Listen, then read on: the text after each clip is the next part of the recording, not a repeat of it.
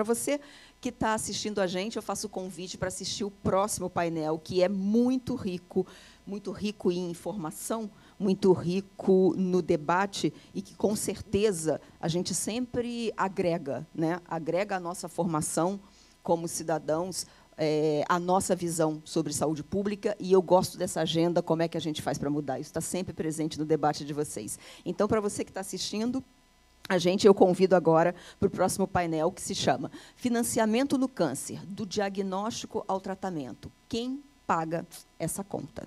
Esse é um debate muito importante para a gente. Para fazer a moderação, eu convido o Lucas Correia, que é especialista em políticas públicas, regulações, tendências do setor de saúde público e privado. Eu vou ler aqui porque o Lucas tem uma carreira, né? Tem um vasto currículo. O Lucas já atuou como coordenador na Secretaria de Saúde do município de Registro, em São Paulo. É pesquisador do Centro de Estudos e Pesquisas do Direito Sanitário da USP e na LSE.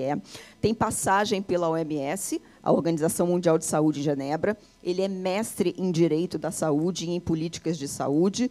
Lucas, seja muito bem-vindo ao Fórum Brasil. Eu acho que essa mesa não poderia estar em mãos, né, mais adequadas. Você que hoje dedica sua atenção para o câncer no Brasil. Eu passo agora o evento para você. Boa tarde. Oi, Guta. Boa tarde. Super obrigado pelas palavras. Espero aí fazer jus à sua gentil apresentação. Aproveito para dar uma boa tarde para a Marlene, para todos os nossos painelistas.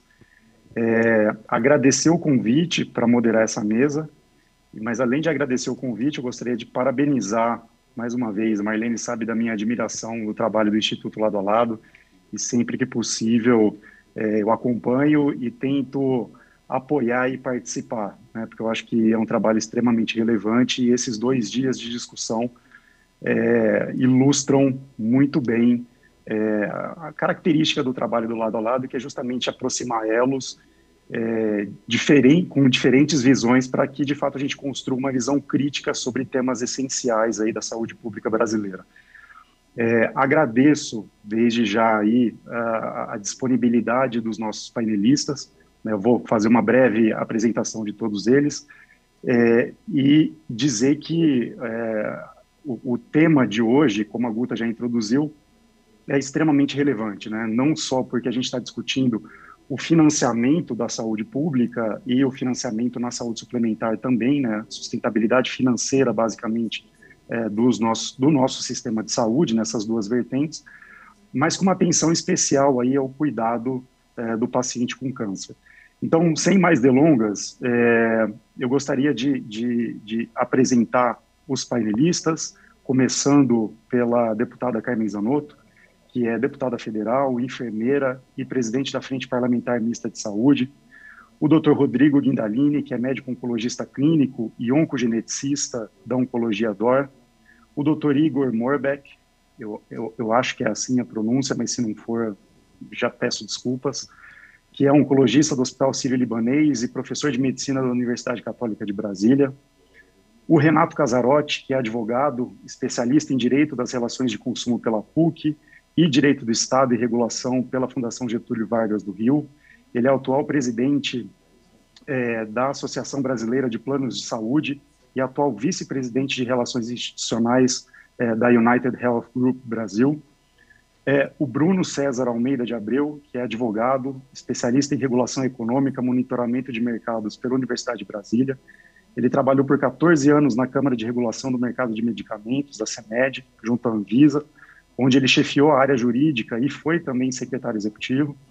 Desde 2014, o Bruno está no Sindusfarma, onde ele ocupa a diretoria de Mercado e Assuntos Jurídicos, e é membro titular do Consaúde da Fiesp e conselheiro titular da Confederação Nacional da Indústria no Conselho Nacional de Saúde, no Ministério da Saúde.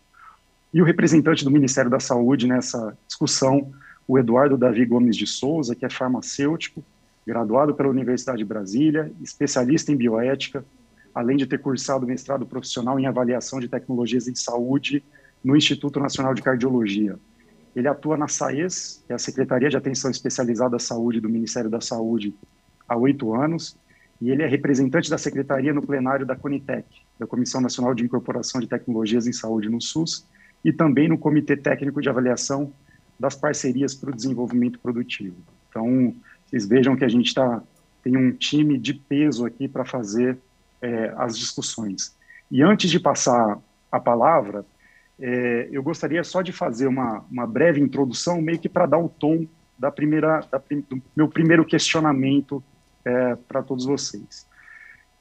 A gente sabe que uma das diretrizes do SUS é a questão da descentralização. E a descentralização, ela rebate diretamente na questão do financiamento do sistema. Porque o sistema ele envolve uma dinâmica complexa de transferência de recursos e de faturamentos entre os diferentes níveis de governo, né, governo federal, governos estaduais e governos municipais, mas também entre esses diferentes níveis de governo e os diversos prestadores de serviços. Né, a gente sabe que quase 60% dos serviços hospitalares no Brasil são prestados por entidades filantrópicas, santas casas, né, entidades sem fins lucrativos, com gestão própria. Né, então, esse acaba sendo um grande desafio. E isso faz com que o financiamento da atenção oncológica apresente particularidades e desafios. E em virtude das inovações tecnológicas e dos tratamentos de alto custo que têm, né, cada vez mais chegado aí, felizmente, ao mercado brasileiro, o financiamento da atenção oncológica ganhou um grande destaque, né, então, e está sendo palco aí de muitos debates. Na saúde suplementar, por outro lado, a gente tem também caminhos específicos para viabilizar tanto o cuidado quanto o acesso a tratamentos oncológicos por parte dos beneficiários, né, por parte dos pacientes, mas também fica evidente que os custos dos planos de saúde passam a ser um aspecto muito relevante, tanto para as empresas, mas também para as pessoas que adquirem planos individualmente. Então, de alguma forma, quando a gente pensa o cuidado dos pacientes, a gente precisa pensar que tudo isso, de alguma forma, rebate nos financiadores da saúde suplementar, que, no final das contas, são as empresas e as pessoas. Com um adicional de que, à medida que as pessoas precisam lidar com a doença, você tem outros custos embutidos, não só no cuidado, mas custos relacionados ao fato de ter a doença, que a gente não pode desconsiderar. Diante desse breve contexto, eu gostaria de abrir a palavra para entender como cada um de vocês vê a questão do tratamento oncológico, seja no SUS, seja na saúde suplementar, e os diferentes aspectos do financiamento, né? Como é que o financiamento bate ou rebate na questão do financiamento da oncologia no SUS e na saúde suplementar. A gente pode dizer que a gente está progredindo, né? A gente está avançando de alguma forma, ou a gente está correndo um risco aí de ter um aprofundamento dos nossos desafios por conta da pandemia. Então, eu gostaria de abrir a palavra. Eu acabei de receber a notícia aqui que o Dr. Igor não vai participar, né? Então, enfim, só me desculpando, porque na abertura eu fiz a apresentação dele, então me desculpem, mas eu gostaria de dar uma ordem, né, só para organizar aí a participação de todos. Cada um vai ter um tempo de fala de 5 minutos, e eu gostaria de convidar inicialmente o Eduardo Davi Gomes para tecer as suas considerações.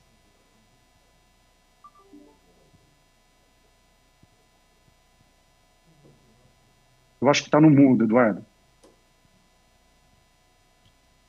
Agora sim, Lucas, boa tarde. Vocês me ouvem? Boa tarde. Sim. Perfeito, perfeito. Obrigado, hein? Em primeiro lugar, eu agradeço bastante, Lucas, agradeço a todos vocês, Guta, Marlene, a equipe do suporte, né, que nos fez o convite, nos auxiliou a adentrar aqui essa nossa reunião para estar participando junto a vocês. E cumprimento aí todos os meus colegas de bancada, né, bancada virtual. Eu acredito que a gente está diante de um tema que vai dirigir a nossa mesa, que eu não diria nem que é a pergunta do milhão, é a pergunta do bilhão, né? Quem paga a conta da oncologia no SUS? E é a conta do bilhão porque a gente aqui da Secretaria de Atenção Especializada à Saúde, a gente estima que por baixo, considerando basicamente aqueles procedimentos de custeio direto, que são basicamente os procedimentos codificados na tabela do SUS, para cirurgia oncológica, para quimioterapia, para radioterapia, para iodoterapia, e os medicamentos também, que são de compra centralizada no Ministério da Saúde, né? Alguns dos medicamentos oncológicos utilizados para os esquemas quimioterápicos, eles são de aquisição centralizada, e a distribuição é feita para secretarias de saúde, que distribuem daí para os hospitais. Só desse percentual, que é uma parte mínima do que o componente federal do SUS financia, a gente estima algo nos últimos anos entre 4 bilhões e meio e 5 bilhões, né? Então, essa é a conta do componente federal de uma parte, de uma fração pequena desse custeio da oncologia no SUS, né? Aqui falando de tratamento oncológico, na verdade. Então, nós estamos diante de cifras realmente muito altas, não poderia ser diferente, né? Nós estamos aqui na seara da alta complexidade, quando a gente adentra o tratamento oncológico propriamente dito, mas tem uma série de ações e de aspectos que eles surgem muito antes disso, né? Que é uma cadeia muito grande de ações e serviços de saúde voltados para as ações de rastreamento e diagnóstico precoce, a detecção precoce, né? Para além do controle do câncer. É um conjunto de ações que ganha cada vez mais importância, até baseado, acho que muito do que a gente vai falar nessa mesa agora pegando um pouco a continuidade do que foi discutido na mesa anterior, né? Os nossos colegas da mesa anterior, a doutora Liz, o doutor Alexandre, abordaram e muito a questão do como vai ser desafiador para essa nossa realidade que está se colocando, né, do pós-Covid, a gente lidar com um desafio que é esse represamento que se deu ao longo desse último 1 ano e meio, no tratamento, o que já é ruim daquelas pessoas que já tinham iniciado o controle da doença, de certa forma, mas principalmente nos aspectos relacionados à detecção precoce desse câncer, né? Então, há uma expectativa muito grande de que, pelo menos nesses primeiros meses, quando os atendimentos eletivos estão retornando, a gente faça a verificação de pessoas com estadios mais avançados do câncer em níveis muito maiores do que antes, né? Isso é muito preocupante. Eu acho que é o desafio nesse momento, né?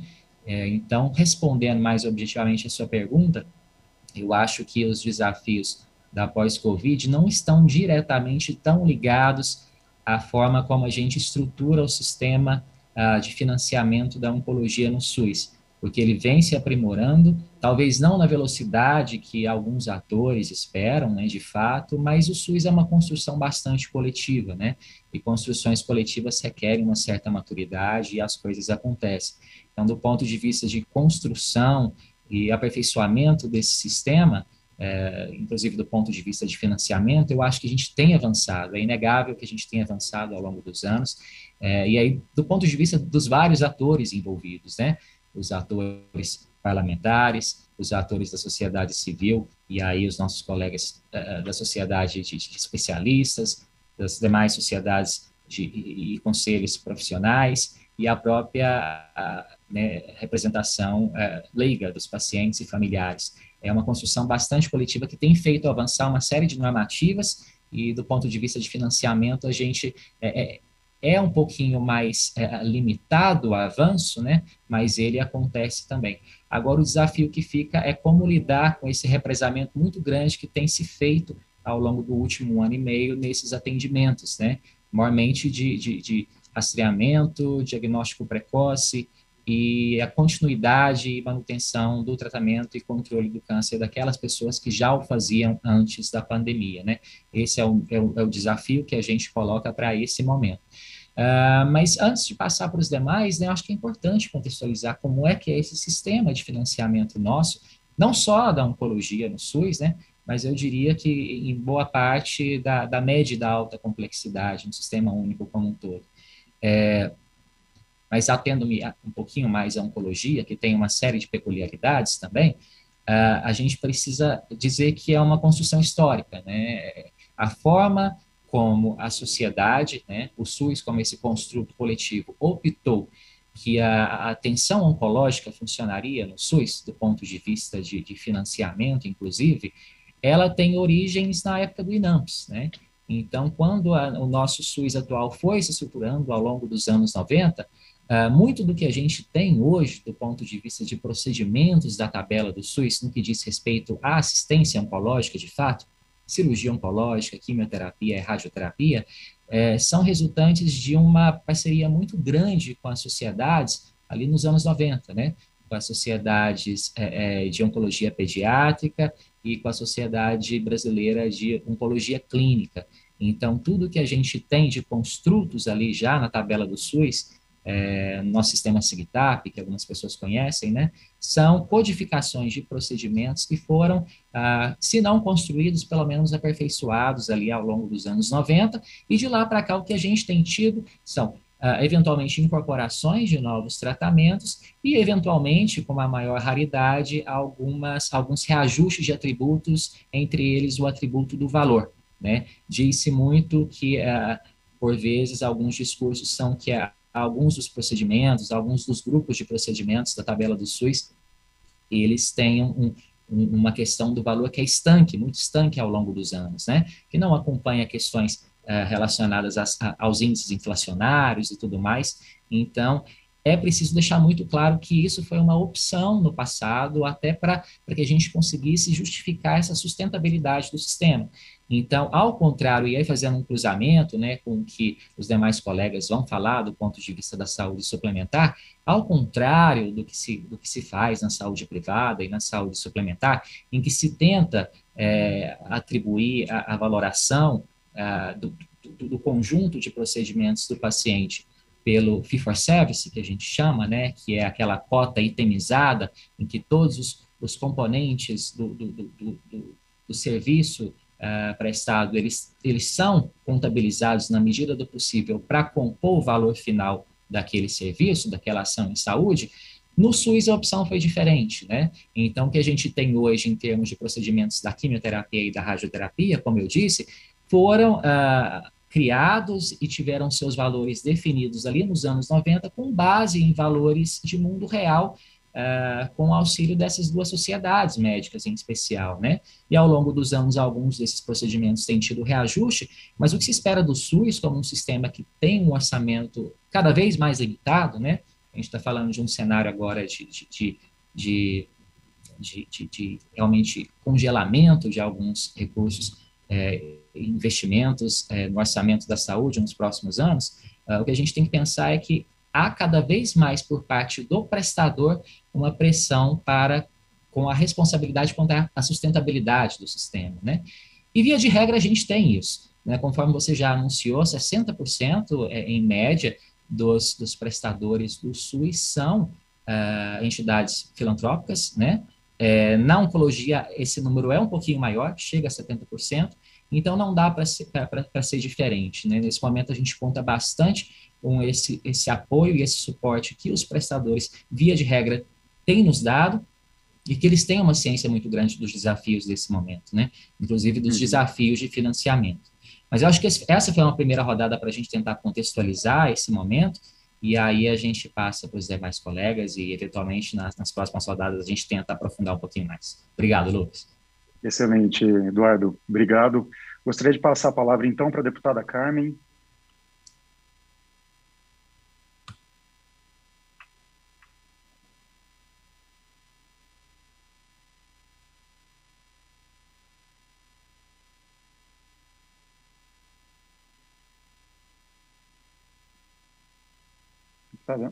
A gente não está ouvindo a senhora. Acho que está no mudo. Estão me ouvindo? Aí. Agora sim, agora sim. Boa tarde a todos. Eu quero saudar o nosso mediador, Lucas, em nome dele saudar os nossos demais convidados, agradecer a Marlene do lado a lado, justificar, gente, que eu estou aqui numa bela prefeitura do sul do estado de Santa Catarina, com o prefeito Salvaro, e com a equipe de saúde do município, vice-prefeito. Então, nós parlamentares temos que ter atividades múltiplas no mesmo momento, então eu quero pedir desculpas por isso, até pela troca de ambiente que eu tive que realizar, para poder tocar as duas reuniões mas agradecer muito a Marlene e dizer que esse tema, Lucas, o tema do financiamento do câncer, do diagnóstico, tratamento, aos cuidados paliativos, quem paga a conta, eu desejaria muito, como defensora do Sistema Único de Saúde, que essa conta fosse 100% paga pela saúde, pelo Sistema Único de Saúde. Mas, lamentavelmente, nós vimos ainda no país a dificuldade de acesso, o não cumprimento da lei que garante o tratamento dos pacientes em até 60 dias, que foi de minha autoria em 2011, projeto de lei, depois o deputado Aflado apresentou em 2012, e nós negociamos com o Ministério da Saúde até 60 dias, nosso desejo era em 30 dias, assim como a lei que é de minha autoria, que trata do acesso ao diagnóstico. Essa pandemia está trazendo para nós, defensores, e estamos na luta, né, como é o Instituto Lado a Lado, em defesa dos pacientes com câncer, ainda um desafio maior. Por quê? Porque com a pandemia nós estamos com a demanda reprimida desses procedimentos. Essa demanda reprimida está trazendo os pacientes mais tardiamente para o tratamento do câncer, ou seja, com sequelas ainda maiores, com mais dificuldade ainda na sua recuperação. Então, nós precisamos avançar ainda mais na instalação dos serviços de radioterapia do plano de expansão, do plano nacional, a habilitação desses serviços. Por que eu falo da dificuldade que nós temos no financiamento? Porque eu cuido na Comissão de Seguridade Social e Família e estudo muito o orçamento da saúde. Com a emenda constitucional 95, nós temos o teto da saúde limitado, que tem apenas a correção de um ano para o outro. Só que a saúde, a sua inflação é muito maior do que os demais serviços. A incorporação de novas tecnologias no SUS, elas são absolutamente necessárias, em especial no tratamento do câncer. E o financiamento desses serviços não corresponde. Não correspondendo, quais são as nossas dificuldades? As nossas dificuldades estão no acesso a todas as tecnologias, as incorporações dos novos insumos estratégicos para o tratamento do câncer e o subfinanciamento, faz com que a gente tenha uma tabela que muitas vezes não corresponde, em que pese. Alguns poderem dizer, não, mas não se trabalha com tabela de SUS, mas os parâmetros para contratualização estão baseados numa tabela. O que acontece hoje? Os municípios plenos produzem acima do que recebem e estão colocando muito além da sua obrigação constitucional. Basta a gente dizer que a média dos municípios brasileiros está em 24% de gastos na área da saúde. Então, uma sobrecarga para o conjunto dos municípios brasileiros, uma dificuldade para o conjunto dos pacientes acessarem esse procedimento. Então, a gente precisa cada vez mais trabalhar para que a gente melhore o financiamento da área da saúde. A gente já chega a falar que se nós tivermos que abrir exceções na emenda constitucional 95, que a gente o faça, para garantir o atendimento de toda essa demanda reprimida de praticamente 1 ano e meio, fazer as adequações das correções da tabela do Sistema Único de Saúde e garantir, então, o credenciamento dos serviços que estão sendo implantados do plano de expansão da radioterapia e serviço de quimioterapia, sem negligenciarmos, em hipótese alguma, o diagnóstico e os cuidados paliativos.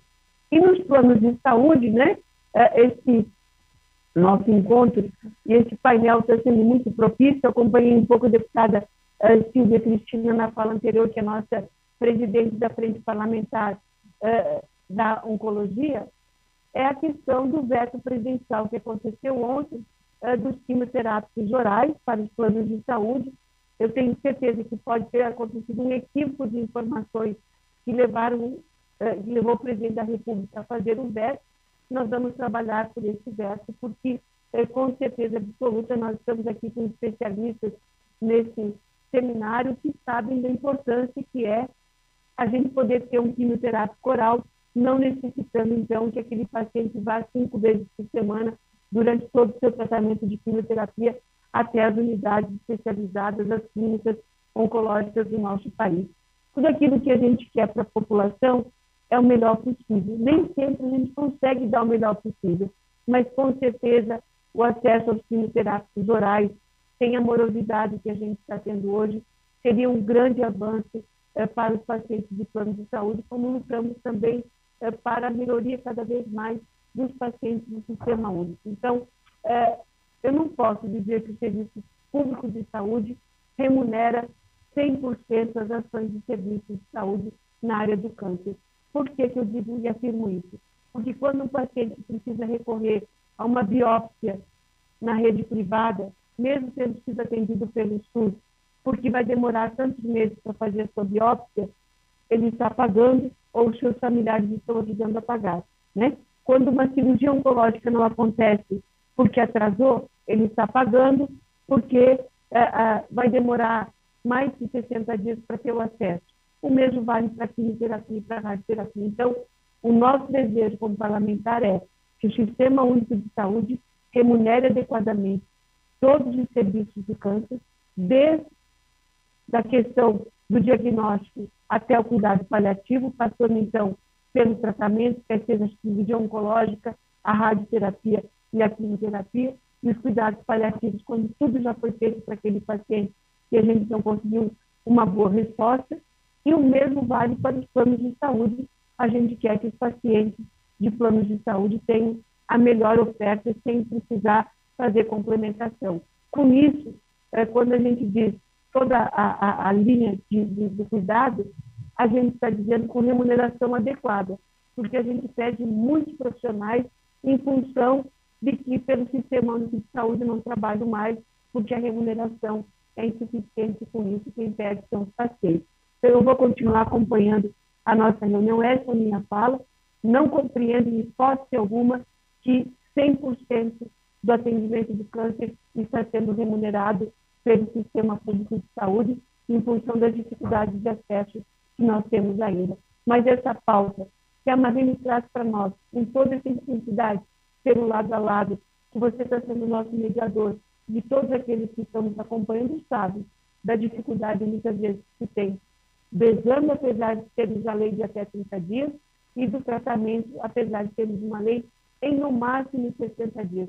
O meu desejo e meu sonho como parlamentar, enfermeira e defensora, através da nossa frente parlamentar mista da saúde, da nossa Comissão de Seguridade Social e Família, do nosso GT, que a gente tem um grupo técnico que está lá discutindo oncologia, junto com o doutor Frederico, e todos os homens e mulheres, como a doutora Silvia, a deputada Silvia Cristina, a deputada Tereza Nelma, é que um dia esses textos, e que não demore muito, possam estar sendo rasgados, ou seja, essas leis não têm mais necessidade, porque os diagnósticos estão sendo precoces, o tratamento precoce, com isso nós estamos dando mais possibilidades reais de um tratamento adequado e uma vida longa para quem tem câncer, porque câncer não pode esperar. Obrigada por estar com vocês na tarde de hoje. Muito obrigado, deputada. Acho que fica muito claro o comprometimento da senhora nessas discussões e sempre de uma forma extremamente qualificada. Super obrigado. Eu gostaria de passar a palavra, então, agora para o Renato Casarotti. Obrigado, Lucas. Prazer em revê-lo. Acho que não o vejo desde o começo da pandemia. Bacana poder te encontrar no evento do Lado a Lado. Agradeço muito o convite do Instituto Lado a Lado para participar. Feliz de estar podendo aqui debater com vocês, trocar ideias sobre o tema. Muitas vezes a gente é preterido nesse debate, então acho que é a primeira chance que eu estou tendo de poder participar ativamente. Então agradeço até o espírito democrático e inclusivo do Instituto Lado a Lado de trazer os planos de saúde para esse debate. E o exemplo, o gancho acho que não podia ser mais oportuno, Lucas, aproveitando a fala da nossa ilustre e querida deputada Carmen Zanotto, para mostrar como o debate ele fica absolutamente turvo nessa hora, né? A gente vê toda essa lógica do projeto de lei do 6330, que foi vetado pelo presidente, e a narrativa do sim para a quimio oral, né? Parece que o projeto vai trazer o acesso à quimioterapia oral no Brasil. Aí eu fui levantar, falei, deixa eu ver dos quimioterápicos registrados na Anvisa, quantos estão cobertos ou não pelos planos de saúde. Dos 81 medicamentos registrados na Anvisa hoje, 58 estão cobertos pelos planos de saúde. 58. Né?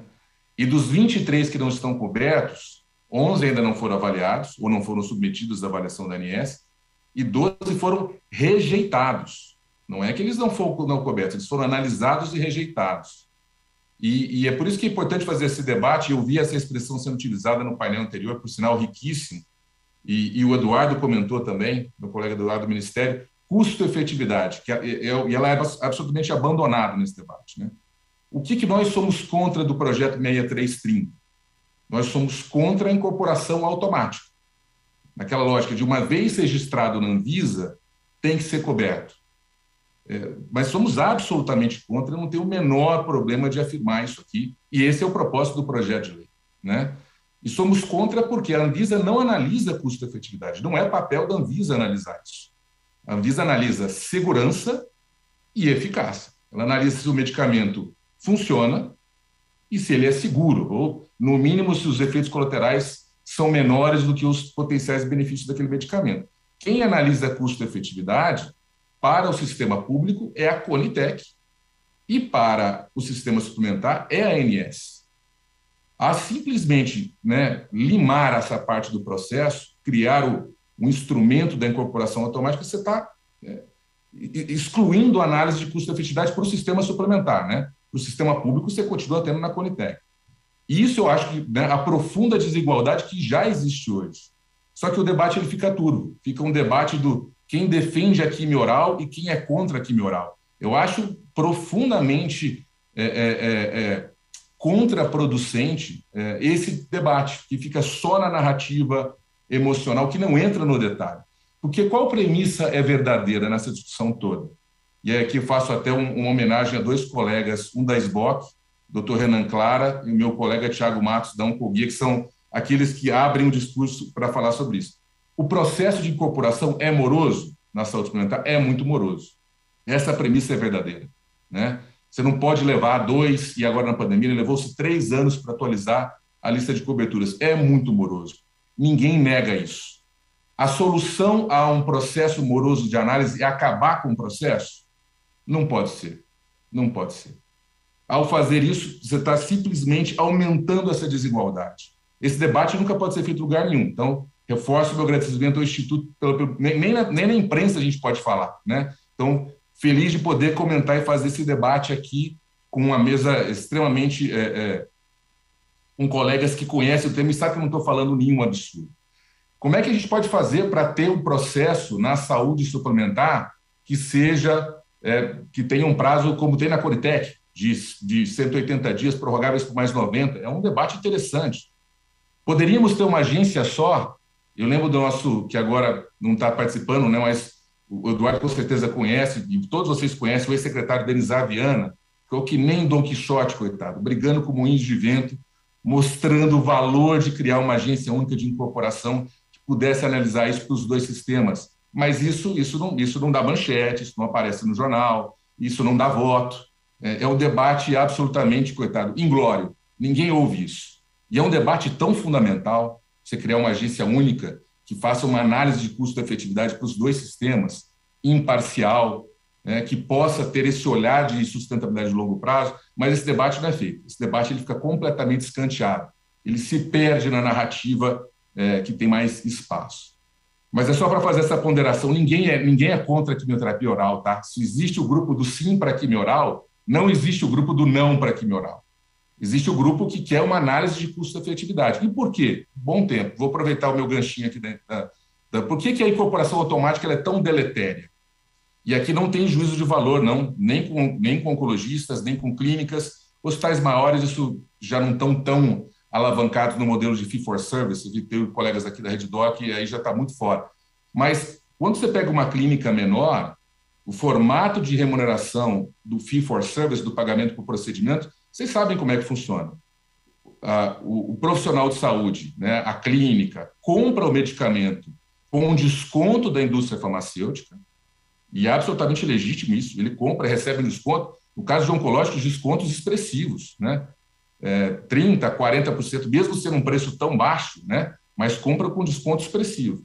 Na hora de você pedir o reembolso do plano de saúde, a referência é o preço de tabela.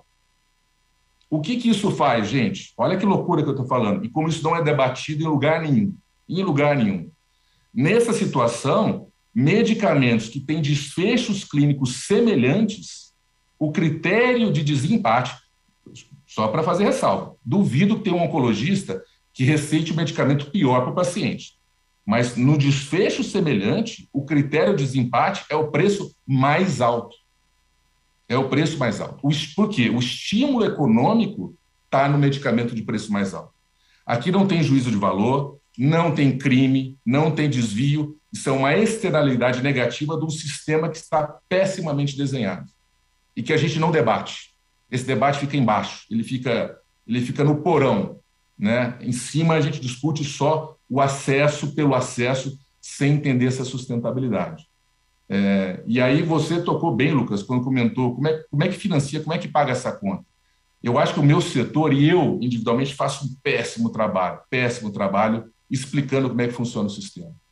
Porque a gente também se escora naqueles palavrões técnicos que são extremamente herméticos, né? Mutualismo. Ninguém sabe o que é mutualismo. Mutualismo é um palavrão. Eu gosto de falar o seguinte, não esquece mutualismo.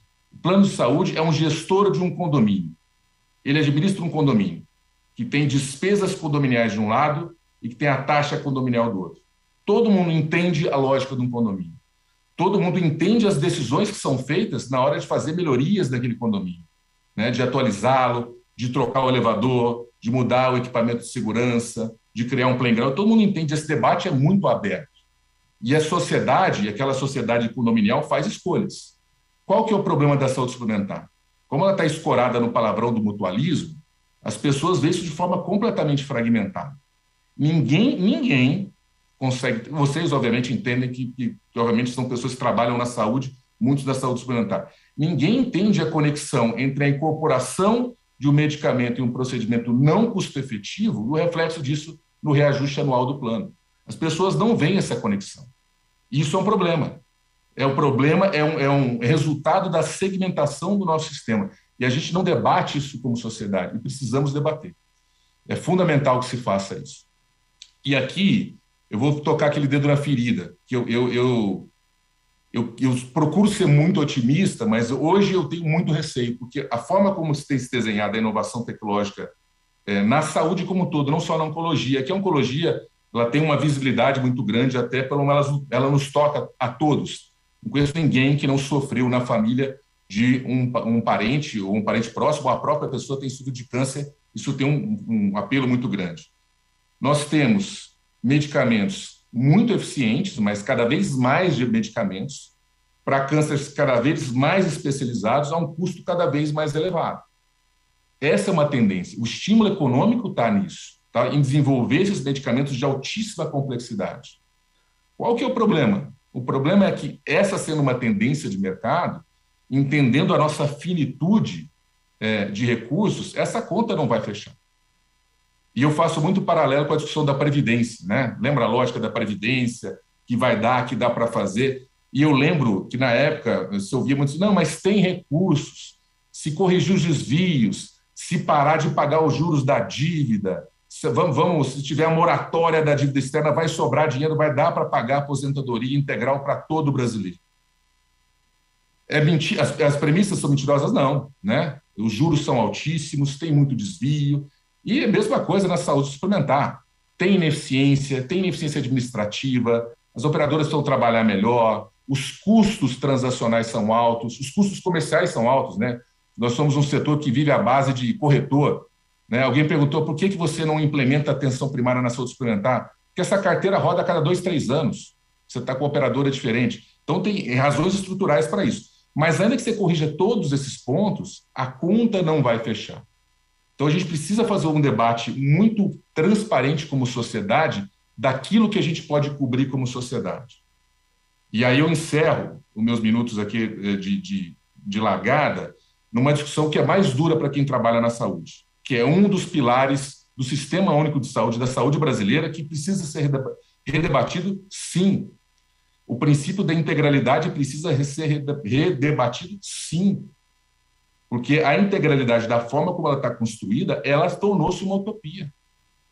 Você dar tudo para todos o tempo todo, não dá. Enquanto norteador que tem que ser buscado é uma coisa. Enquanto princípio absolutamente ortodoxo, que tem que ser cumprido na sua literalidade, a conta não vai fechar. E nós vamos, muito brevemente, ficar numa situação parecida com a situação da Previdência, em que o que entra de receita não chega nem perto de custear o que a gente precisa custear. A minha expectativa é só que a gente consiga fazer esse debate aberto como sociedade antes de chegar na situação que chegou na Previdência, né? Quando você começou a ter pessoas não recebendo aposentadoria. Mas é importante que ele seja transparente e que as pessoas se dispam dos seus interesses individuais e setoriais, inclusive os planos de saúde. A gente precisa fazer esse debate aberto, de peito aberto, quebrando a desconfiança entre os elos da cadeia, porque essa desconfiança ainda é muito presente. A gente não tem acesso aos dados um do outro. Ainda são caixas pretas que precisam ser melhores debatidas. É isso, Lucas. E obrigado mais uma vez pelo convite. Feliz de estar aqui com vocês. Muito bom, Renato. Prazer te ouvir. Acho que são pontos que, de fato, a gente debate muito pouco. E eu acho que a sua presença aqui nessa mesa é um reflexo da visão do pessoal do Instituto Lado a Lado, da Marlene, que de fato entende que a gente precisa pensar a saúde com todo mundo junto, né, com todos os elos, com todas as visões, porque sem isso a gente nunca vai sair do lugar, né, e a gente precisa sair dos discursos fáceis mesmo, totalmente de acordo. Eu queria passar agora a palavra para o Dr. Rodrigo Guindalini, e depois a gente fecha com o Bruno. Bom, Lucas, Marlene, Instituto Lado a Lado, obrigado pelo convite, um grande prazer, uma honra estar aqui nessa mesa conversando com vocês sobre esse tema. Os meus debatedores, que já tiveram a oportunidade de conversar, né, aqui um pouco com o público, trouxeram questões extremamente relevantes, e eu queria fazer uma ponderação antes de entrar até em alguns comentários específicos, né, que o Renato, o doutor Eduardo, a doutora Carmen falaram. Eu estou aqui tentando representar um pouco do médico que está na ponta, junto com o paciente, né? O que recebe todos os dias pacientes que têm uma doença, às vezes incurável, ou às vezes com uma chance única de cura, e que você precisa utilizar os melhores recursos para que isso aconteça. Eles demandam e eles têm o direito de fazer isso, certo? Todo mundo tem esse direito. Então, é muito difícil para o médico oncologista que está na ponta ter conhecimento sobre alguns tipos de terapias que são realmente revolucionárias ou terapias que trazem um benefício imenso ao paciente e simplesmente omitir isso para o paciente, isso está correto?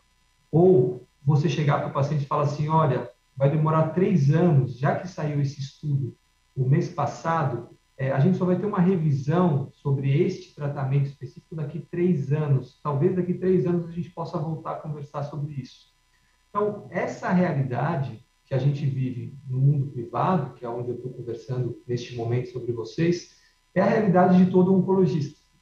Então, todas as vezes que existe uma bandeira do sim, né, como o doutor Renato, o Renato acabou de comentar aqui, né, o sim para medicamento oral, na realidade é um sim nesse sentido, né, que você possa ter a possibilidade de fazer um tratamento adequado para o seu paciente. De forma alguma, você tem uma série de vieses, né, que existe dentro do sistema, né, a parte financeira, quem é que vai pagar essa conta, né, que é justamente esse questionamento hoje da palestra.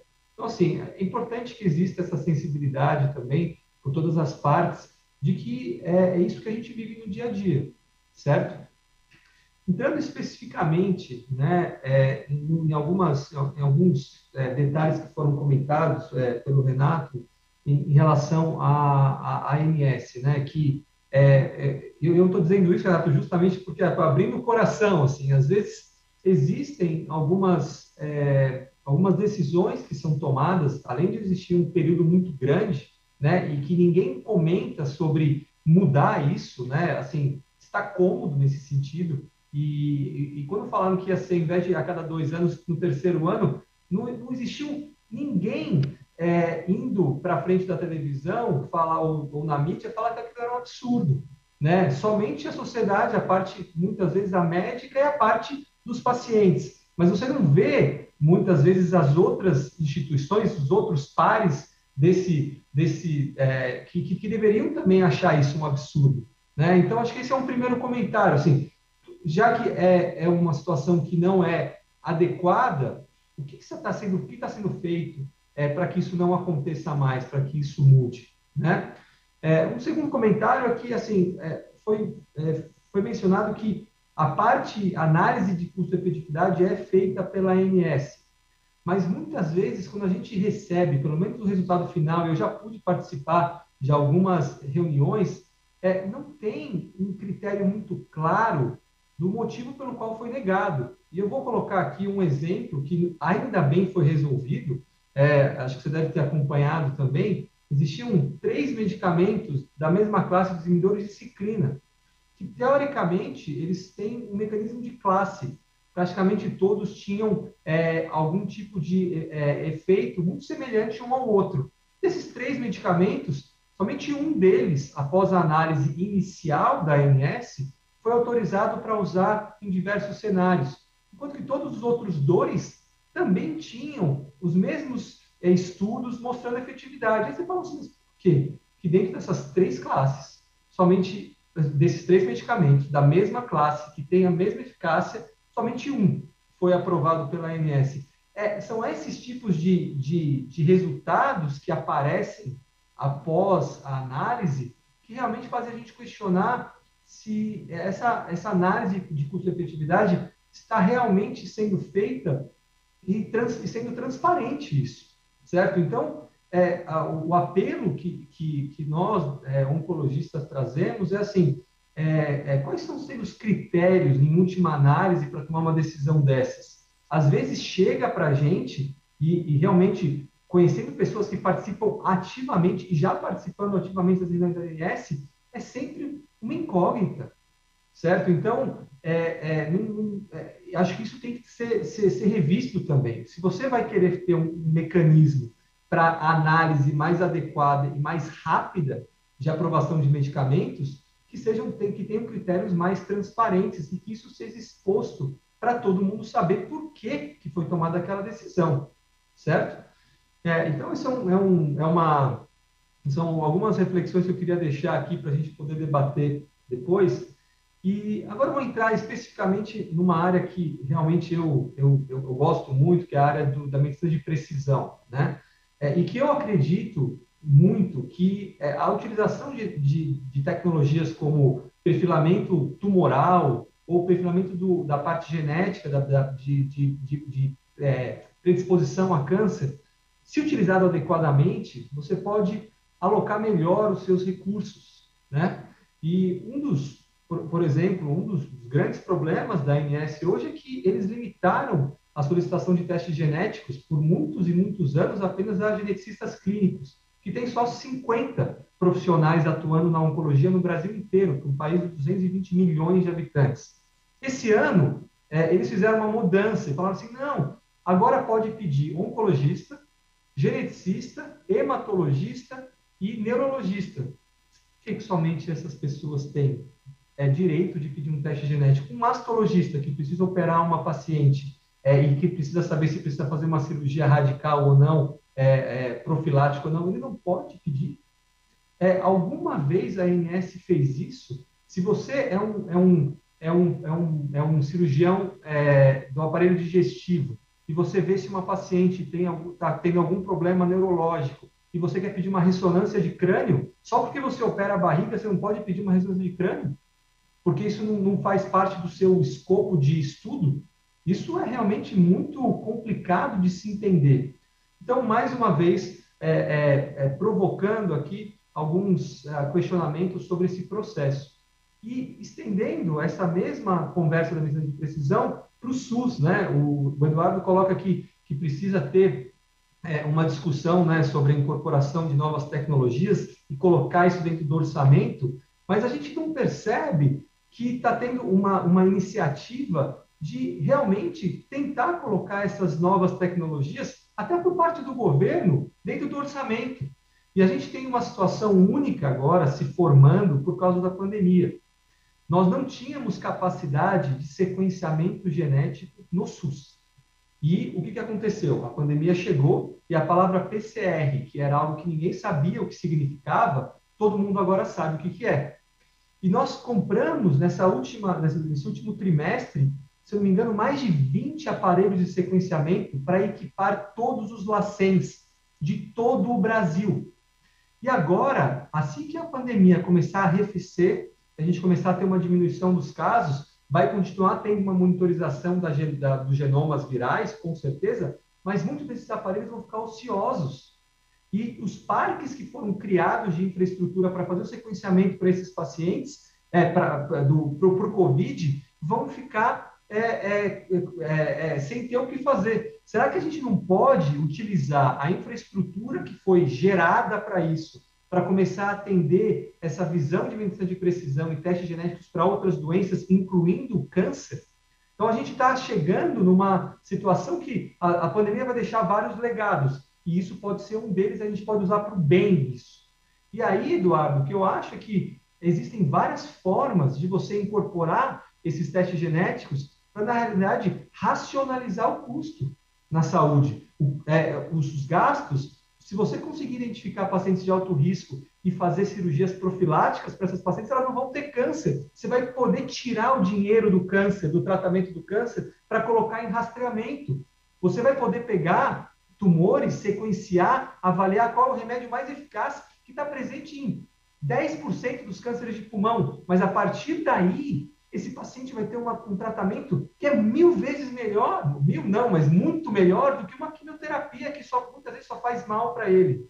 Então, são essas assim, acho que a gente falou na última mesa, né, o pessoal estava falando bastante de gestão, né, saber fazer a gestão dos nossos recursos, e se também não partir um pouco também do governo, esse tipo de interesse, e convocar as pessoas que podem ajudar, eu sempre me coloco à disposição para isso, isso nunca vai acontecer. E a disparidade, o gap que existe entre o tratamento paciente oncológico do plano de saúde está começando a ficar cada vez maior quando relacionado com o SUS. E quando você começa a incorporar essas tecnologias de sequenciamento, o gap fica absurdamente grande. A gente tem que começar a entrar com o SUS nessa área, porque senão vão ser assim, mundos completamente diferentes. Hoje você ainda só fala muitas vezes de quimioterapia para o SUS e acabou, você não pode falar mais nada além disso. No privado a gente está falando de imunoterapia, de terapia-alvo e agora de terapia celular. Então a discussão que o Renato está querendo ter é assim, poxa, eu preciso fazer um CAR-T-cell agora no meu paciente.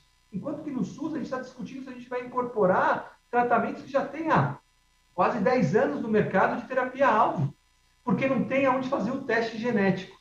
Então, acho que são essas disparidades que vão ficar cada vez piores entre SUS e privado e que a gente precisa começar a abordar, e existe essa janela de oportunidade agora, pelo menos para a capacidade de sequenciamento sendo instalada no Brasil. Para começar, era isso que eu queria colocar. Vamos continuar nosso debate. Muito obrigado. Não, excelente, doutor Rodrigo. Acho que você já deu um gancho importante aí para a segunda rodada de discussão, mas vou abrir a palavra aí para o Bruno.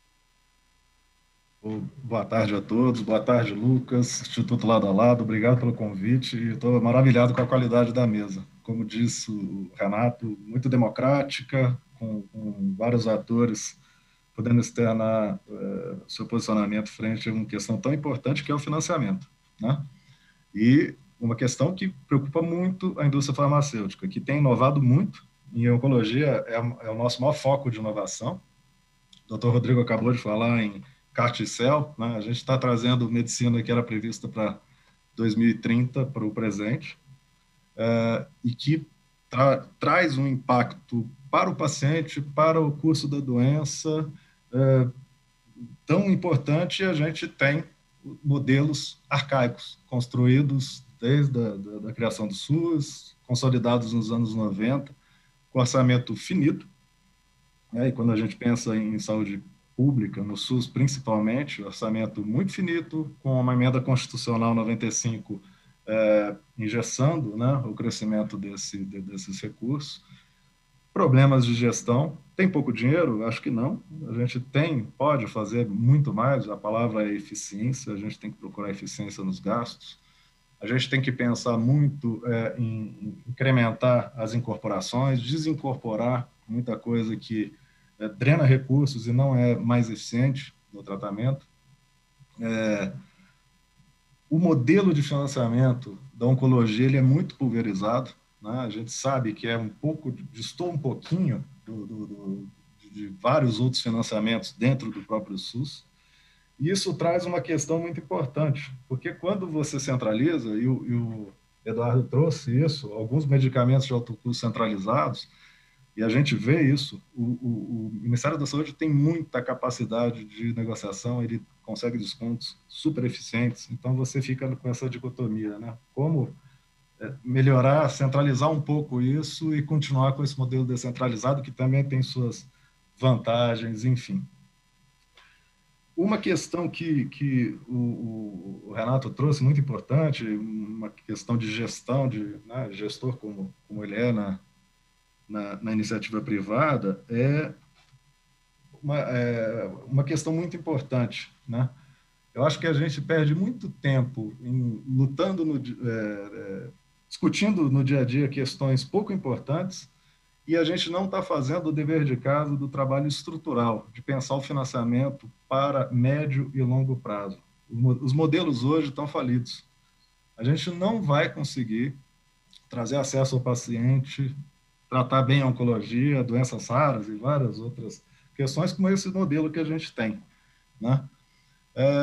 O doutor Denizar Viana, que foi secretário, foi citado pelo doutor Renato, ele tentou trazer uma política de Estado muito interessante quanto secretário, né, de pensar em novos modelos de financiamento, principalmente para o SUS, mas que se aplicam muito bem na saúde suplementar, né, compartilhamento de risco. Ele tentou fazer um modelo com 200 pacientes e não conseguiu.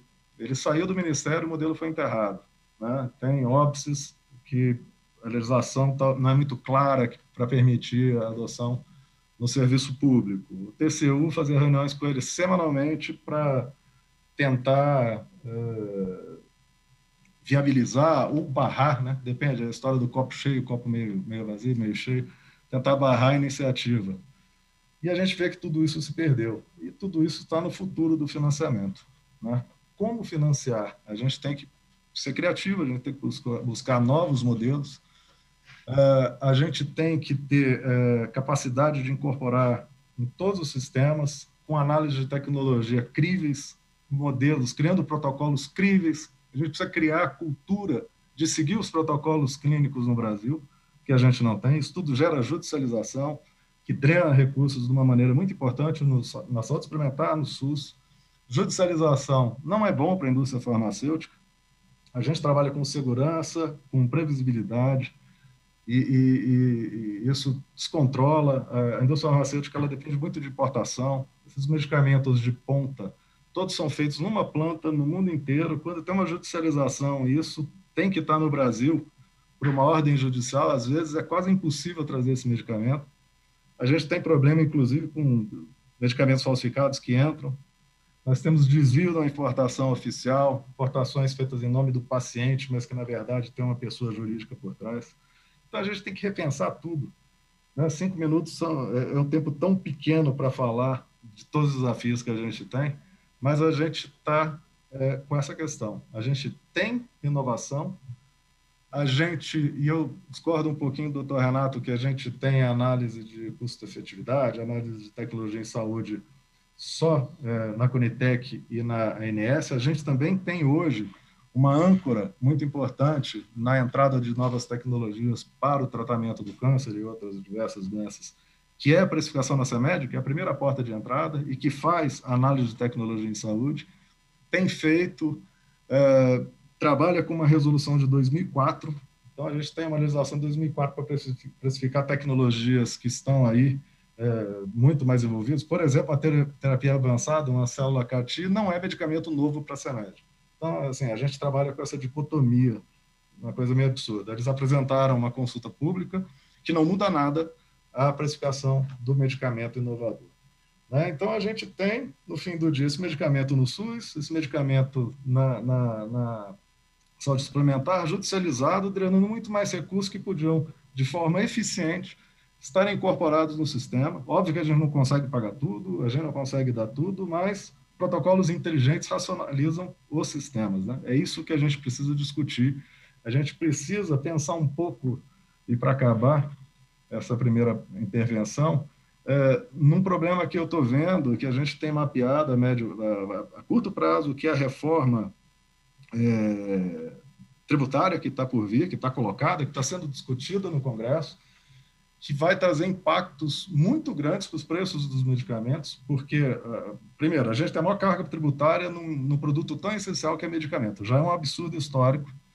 Nós temos alguns benefícios fiscais, que principalmente o PIS/COFINS, o Imposto Federal, que está para acabar, acabando 70% dos medicamentos e quase todos os oncológicos vão ter o impacto de ter um reajuste de 12%, que passarão a pagar esse imposto.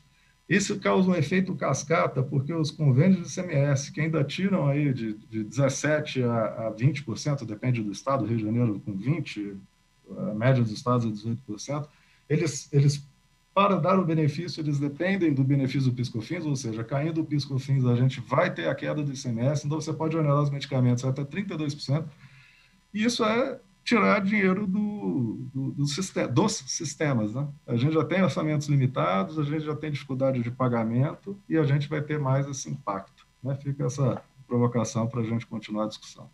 Obrigado. Não, excelente, Bruno. E eu acho que, pegando o gancho das últimas falas, acho que um pouco do Renato, do Dr. Rodrigo e a sua também, Bruno, dá um gancho aí para a próxima questão, que tem a ver, assim, a questão do financiamento, quando a gente está olhando para esse universo de muita inovação tecnológica, dos desafios do cuidado e tal, é meio num país que, de alguma forma, tende a valorizar pouco a saúde, num contexto de pandemia e num contexto de crise econômica, a questão do financiamento meio que está dada, é um grande desafio.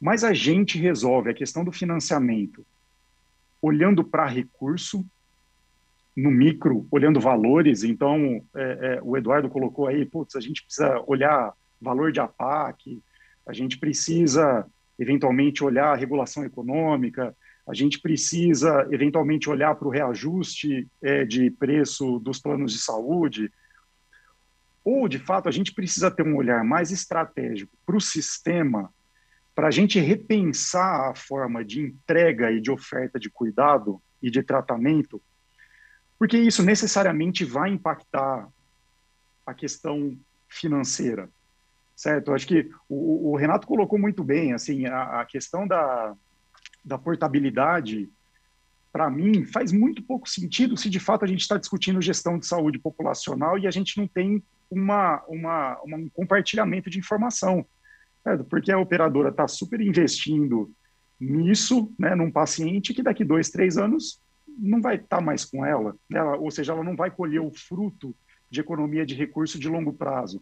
Então, assim, nessa perspectiva, e a gente vendo também, né, acho que um esforço no SUS de criação de uma secretaria nacional para atenção primária, com uma tentativa de modelo de financiamento por performance baseado ali em alguns indicadores de atenção básica, um movimento também da atenção primária e de gestão de saúde populacional na saúde suplementar.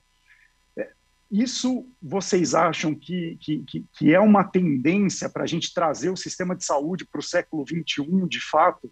E aí a discussão do financiamento vai vir a reboque dessas discussões mais estruturais? Ou vocês acham que não, a gente precisa, de fato, olhar também para a questão isolada do recurso, do financiamento, para endereçar, talvez, no curtíssimo prazo, esses problemas aqui que a gente está vendo?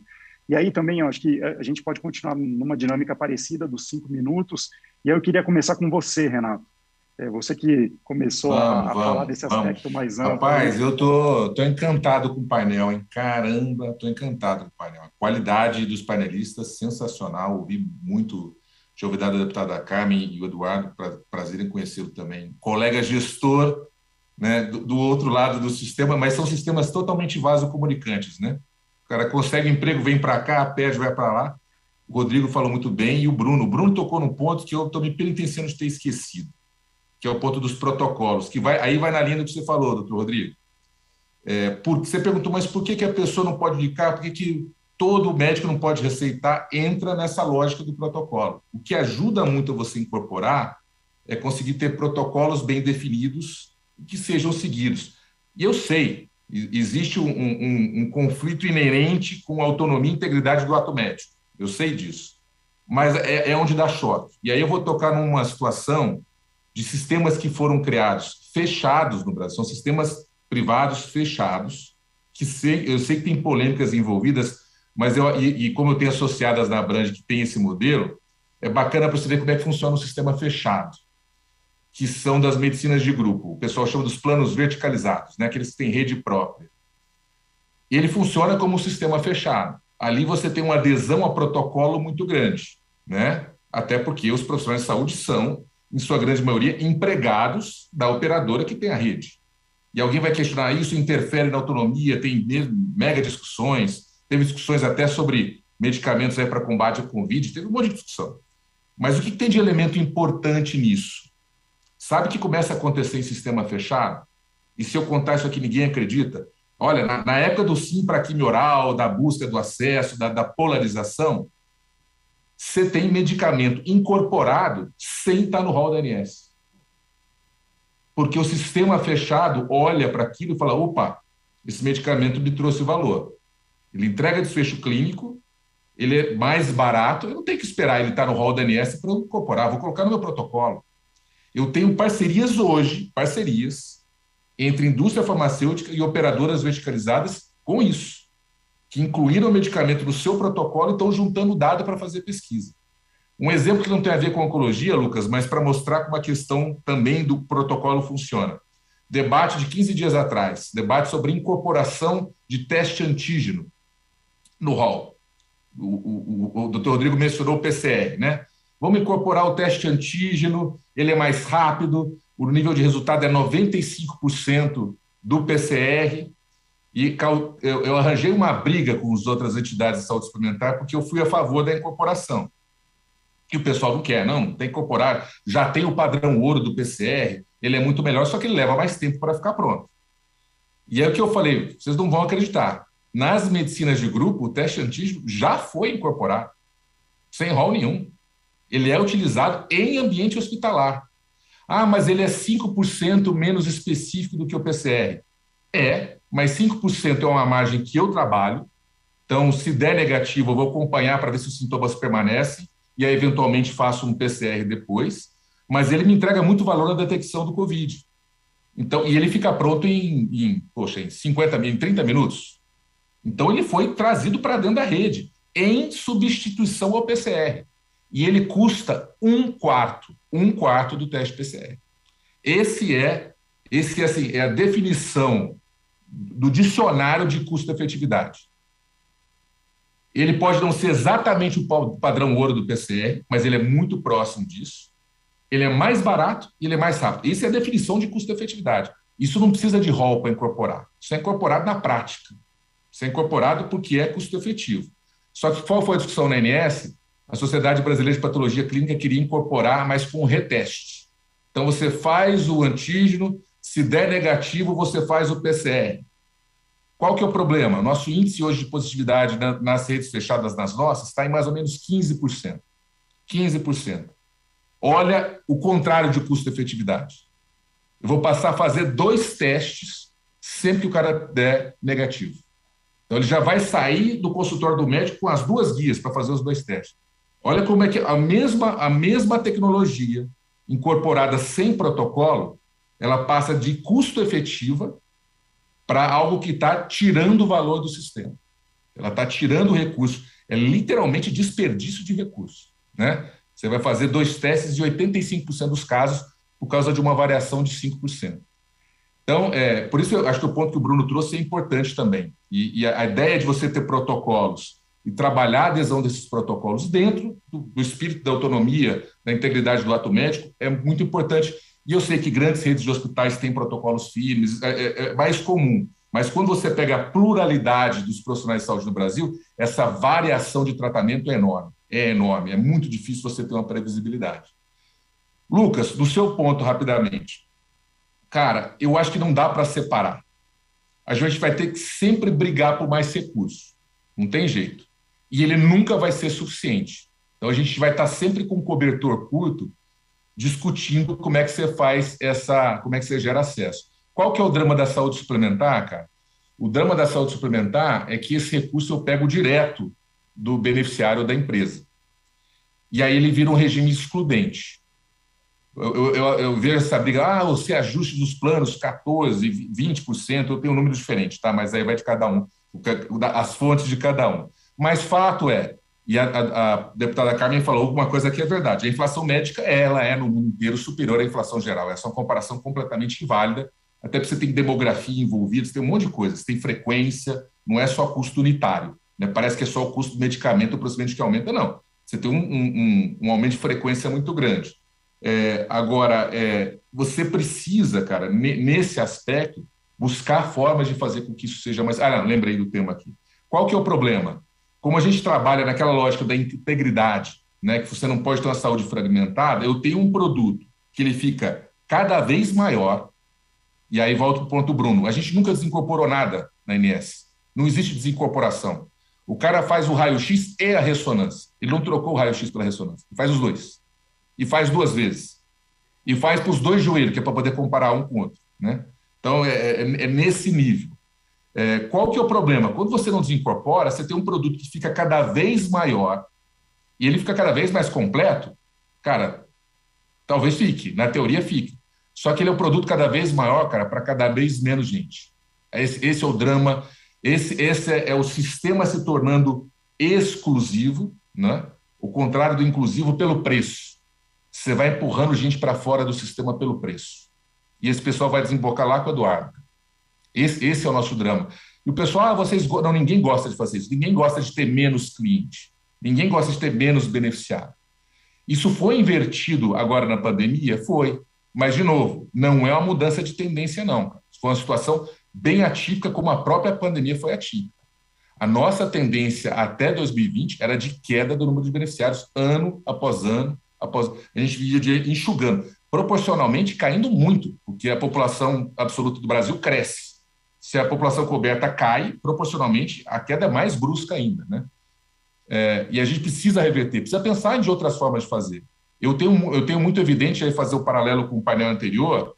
Eu sei que tem muita gente que é contra a retomada do plano ambulatorial, o ambulatorial verdadeiro. Né? Porque o plano ambulatorial ele foi assassinado com a internação por 12 horas, né? Que veio com o melhor das intenções, mas quando se criou a internação por 12 horas, a pessoa entra pelas 12 horas, judicializa, fica no hospital, o preço do plano ambulatorial ficou igual ao preço do plano hospitalar, matou o plano ambulatorial. O plano ambulatorial, com integração de dados, aí outro tema que eu acho que traria muita custo-efetividade para nós, integração entre o público e o privado, integração de verdade. E não é no cartão SUS, não, é no CPF. Eduardo, aquele projeto lá do DataSUS do Jackson, sabe? Aquilo acontecendo na prática. Você pode ter um plano ambulatorial que, a hora que esse cara for para o SUS, para o tratamento na alta complexidade, e você acelera esse tratamento, pelo CPF, o hospital público consegue puxar e dar encaminhamento. Hoje, esse cara fica perdido. Ele faz o exame no sistema privado, paga do bolso, tenta fazer cirurgia no público, não é aceito. Da mesma forma, o exame que ele faz do público não é aceito no privado, que tem que refazer, gera um volume de desperdício grande. Então, aproveitando a sua resposta, colocando uma outra pimenta aqui. Outra coisa que fica muito no porão, cara, integração de dados. Esse debate tem que ser feito com a sociedade mesmo. E aqui, qualquer dinheiro que a gente colocar, cara, está bem gasto. Aqui, qualquer dinheiro que a gente colocar de integração geral. Inclusive, aí eu falo pelas operadoras, elas também têm que parar de, dentro da LGPD, que eu sei que é um desafio, o dado não é da operadora, o dado é da pessoa, assim como o dado não é do SUS. O dia que eu conseguir essa integração e pelo CPF eu tiver lá o dado do Eduardo de vacinação, altas clínicas, né, exames realizados, cara, o que eu vou ganhar de eficiência e aí eu vou passar a economizar recursos que eu posso destinar para alta complexidade. Esse debate também a gente vai empurrando ele com a barriga, né? Eu já esqueci a quantidade de eventos que eu participei com isso, mas isso aqui tinha que ser prioridade. Obrigado e parabéns mais uma vez pela qualidade do debate. Não, excelente, Renato. Eu não sei se a deputada Carmen ainda está com a gente, ou se ela está na outra reunião. Mas, enfim, a gente pode continuar. Rodrigo, se você quiser tecer comentários. Sem dúvida, os protocolos, eles funcionam muito bem, Renato. Assim, a gente, como um médico na ponta, atendendo no SUS, eu tive minha formação no ICESP, né? Então, lá no Instituto do Câncer, existia um protocolo da instituição, e até protocolos que tinham incorporações de medicamentos que não eram que não eram incorporados no SUS como um todo. Você deve conhecer o modelo lá do ICESP, né? Mas com uma racionalidade, né? Tinha um motivo muito claro por trás. E o médico da ponta, o oncologista que está prescrevendo quimioterápico, os medicamentos orais, ele se sente muito confortável quando existe este protocolo que tem um certo sentido, né? Então, assim, nós temos diretores lá no ICESP que têm uma capacidade enorme de identificar quais são os medicamentos que vão trazer maior benefício, faz uma discussão, muitas vezes, da equipe que atende aqueles pacientes. Então, tem grupos, né, de especialistas, tratamento de câncer de mama, gastrointestinal, tudo mais, e esses profissionais que atendem os pacientes na ponta são escutados pelos diretores, e a partir daí é feita uma política de protocolos. É fenomenal, funciona extremamente bem. E é lógico que você não pode incorporar tudo. É lógico que não pode trazer a possibilidade de fazer um mesmo medicamento que se deu super certo para câncer de pulmão, para um câncer de vias biliares, que talvez dê certo, né? Então, eu concordo que, nesse sentido, os protocolos podem trazer um benefício enorme de trabalhar bem o dinheiro que nós temos para gastar sem trazer grandes impactos aí no orçamento, né? E, ao meu ver, como eu volto a dizer, né, se utilizado corretamente, testes genéticos, drogas de terapia-alvo para as pessoas que têm a maior eficácia no tratamento, isso vai poupar dinheiro, muitas vezes, e não agregar mais, certo? Custo para esses casos. Ao mesmo tempo, eu atuo atualmente, eu atuo em Salvador, São Paulo e Rio de Janeiro. Então, em Salvador aqui, nós temos inúmeros grupos que verticalizaram, e eu conheço muito bem esse mercado eu não trabalho neles, mas eu conheço as pessoas, os oncologistas que trabalham, e nem sempre essa discussão é feita. E isso, às vezes, é muito doloroso para quem está trabalhando lá, e a gente vê com frequência existindo algum tipo de conflito entre o prestador de serviço médico com esses planos verticalizados. E a gente tem isso no nosso dia a dia aqui em Salvador, e realmente eu acho que para este modelo, essa discussão com os médicos da ponta, acho que poderia ser um pouco mais ampla, e isso eu posso dizer que traria muito mais conforto para quem está lá atendendo na ponta, como eu um dia já fui residente lá do ICESP e tinha muito conforto em prescrever, né? Em relação ao financiamento de uma forma geral, como o Bruno vinha trazendo, assim, essa situação das indústrias farmacêuticas estarem querendo trazer modelos diferentes também de incorporação das novas tecnologias, o CMED, você comentou mesmo, né, Bruno? O que você acha, qual que é a interação hoje que existe entre os planos de saúde? Eu queria entender um pouco como é que funciona esse modelo, né? É uma indústria farmacêutica, ela chega no plano de saúde e fala assim, olha, vamos, por exemplo, esse plano verticalizado, vamos conversar aqui, a gente tem aqui uma estratégia de custo-efetividade, quero mostrar isso para vocês. Dessa forma que a indústria farmacêutica vem trabalhando, e se este mesmo modelo está sendo feito com o SUS, como é que vocês estão chegando aí para essa discussão? Doutor Rodrigo, só antes de passar a palavra para o Bruno, porque eu acho que a pergunta e a provocação é bem pertinente, eu gostaria de aproveitar a presença, a volta aí da deputada Carmen, E a pergunta, deputada, ela tem a ver com... Eu não sei se a senhora está me ouvindo. Estou ouvindo, Lucas. Tá ok. Não, na verdade, a gente começou uma segunda rodada aqui de debate, e a pergunta tem a ver com o fato de que, obviamente, todo mundo reconhece que o financiamento ele é um ponto extremamente relevante, né? Agora, estrategicamente, a gente se atém às discussões sobre financiamento, né, ou a outras discussões talvez muito pontuais, e aí não desmerecendo a importância, eventualmente, dessas discussões pontuais,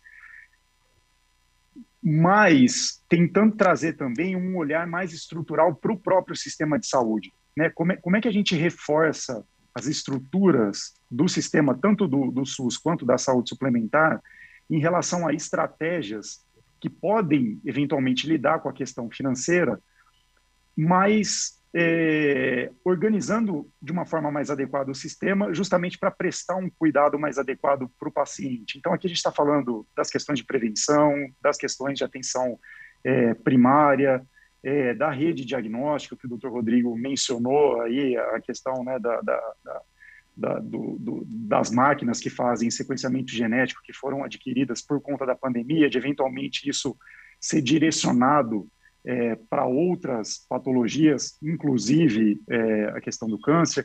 Enfim, como é que a senhora vê essas discussões mais macro do sistema acontecendo dentro do parlamento, se é que elas acontecem, e o lugar que elas ocupam vis-à-vis essas questões mais micro, que eventualmente a gente costuma ver avançando mais rápido e talvez com risco de algumas distorções dentro do sistema? Lucas, nosso querido mediador, colegas de bancada deste painel. Uma coisa não pode excluir a outra. Eu acho que a luta do financiamento precisa e deve obrigatoriamente ser permanente, porque o subfinanciamento traz várias sequelas e dificuldades, em especial para quem tem câncer, e o câncer não pode esperar, né?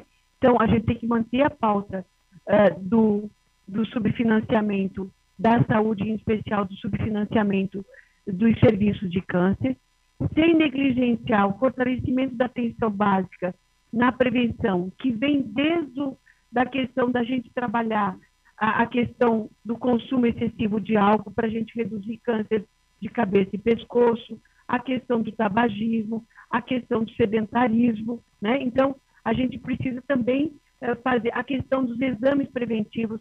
Quando a gente limita o acesso às mamografias com mais, vamos dizer assim, não é limita, garante o acesso das mulheres com 49 anos ou menos, em especial fora do FAEC, a gente tem um quantitativo de exames menor sendo fornecido. Quando a gente coloca no FAEC, que é extrateto, a gente tem um volume maior de mulheres que podem estar tendo um diagnóstico de câncer na fase inicial. Então, o rastreamento do câncer de mama, o fortalecimento da política do câncer de próstata para os homens, que ainda a gente tem muito preconceito e se fala muito pouco na atenção básica da importância da prevenção do câncer de próstata. Aí o mesmo vale para o câncer de colo de útero no preventivo. Então, as ações de prevenção precisam ser fortalecidas na atenção básica. Outras ações a gente pode começar a incluir. O que a telemedicina pode trazer para nós nas cidades que são menos favorecidas com especialistas para garantir, por exemplo, teledermatologia, né? Por a distância. Quando você consegue fazer um diagnóstico de um câncer de pele usando o telediagnóstico. O mesmo pode valer para a gente ter uma rede de apoio dos médicos especialistas para quem está em cidades menos favorecidas. Porque o desenho da Política Nacional do Câncer, com os serviços de CACONS e UNACONS, ele é um desenho que determina um X de população para garantir o atendimento adequado. Então, para mim, não são excludentes das ações. A gente precisa fortalecer a telemedicina, a gente precisa fortalecer a atenção básica, a gente precisa garantir o financiamento para a gente poder garantir, inclusive, novas tecnologias no atendimento dos pacientes com câncer, né? A gente já tem aí o hipofuncionamento, reduzindo muitas vezes de 30 sessões de radioterapia para 5. Quem tem acesso a população mais diferenciada, e pouquíssimos municípios já conseguiram, através de serviços habilitados, ter o hiperfracionamento para alguns casos de câncer, que ao invés de o paciente ficar 4 semanas, 5 sessões por semana, fazer 5 sessões conforme a prescrição de cada caso. Então, as coisas não são excludentes. Na minha avaliação, a gente precisa avançar cada vez mais diagnóstico, tratamento precoce e as melhores terapêuticas possíveis, tanto para o SUS quanto para o sistema privado. Por isso que a gente vai trabalhar em que pese o veto presencial, a derrubada do veto para a quimioterapia oral para os planos de saúde. Muito obrigado, deputada. Bruno, se você quiser responder aí ao Dr. Rodrigo, depois a gente fecha com o Eduardo.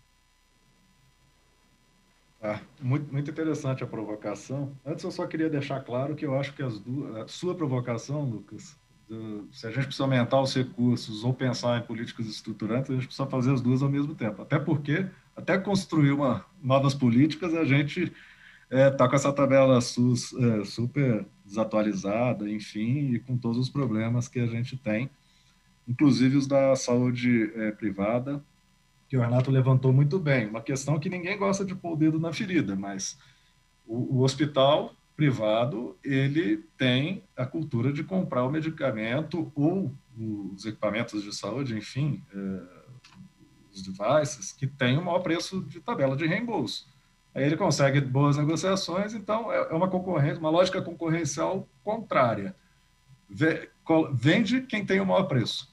Isso já é uma maior prova de ineficiência que a gente tem. A CEMED combateu isso, ela editou uma resolução falando que reembolso é pelo preço de aquisição, e existe uma liminar da Justiça Federal, numa ação da ANAP, garantindo que eles continuem com essa lógica, né, que subverte, né, você está tendo lucro, um ato com lucro é um ato de comércio, né? Então, é uma discussão profunda e para outro fórum.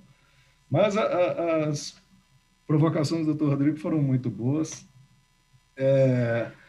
A gente tem um diagnóstico interno. O Sindusfarma, só para contextualizar, é a maior entidade da indústria farmacêutica. Nós estamos com quase 480 associados. Não são 400 indústrias e importadores.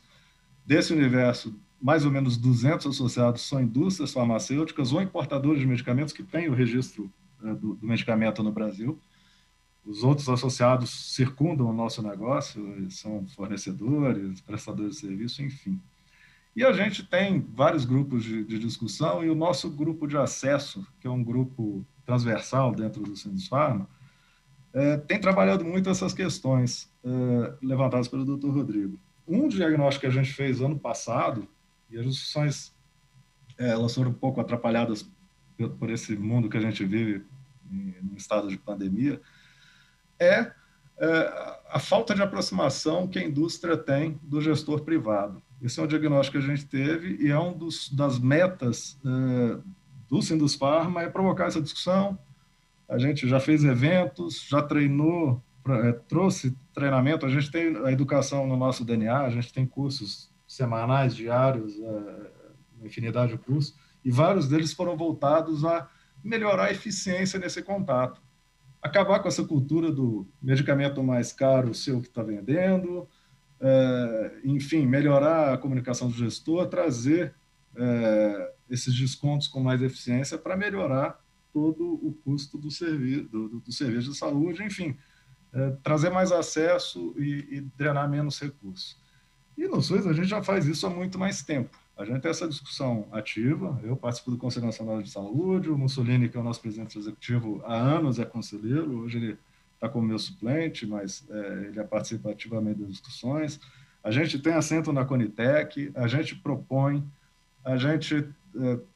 propôs à Conitec recentemente montar um curso educacional para melhorar essa interação indústria, sociedade, Conitec, trazer questões que precisam ser melhoradas em todo esse sistema, em todos os atores, enfim, isso ainda está em análise. Em paralelo, a gente vai fazer muita qualificação na indústria, porque a gente sente uma deficiência nos nossos associados em propor dossiês para incorporação. A gente quer melhorar essa eficiência, porque isso melhora no fim do dia, a vida do paciente, com mais acesso a tecnologias, enfim.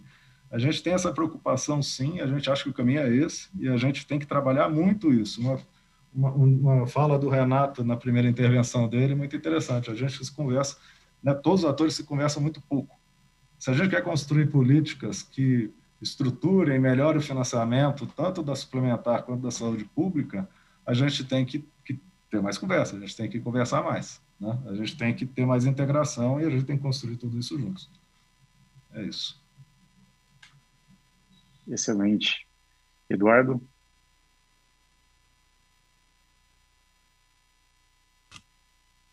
Lucas, vamos lá, então. Não realmente para fazer coro a que Bruno disse, né? Eu acho que 5 minutos parece tão pouco para um assunto tão rico e com tantas vertentes de discussão, né? Que às vezes dá a impressão que a gente está jogando pontos fraturados e fragmentados aqui ao mesmo tempo, mas eles, no fim das contas, estão todos conectados. E eu tenho a certeza disso a partir do momento que eu começo a perceber que nós todos aqui, embora representemos atores, players diferentes, na maioria dos assuntos que foram colocados, nós temos basicamente os mesmos alinhamentos, né?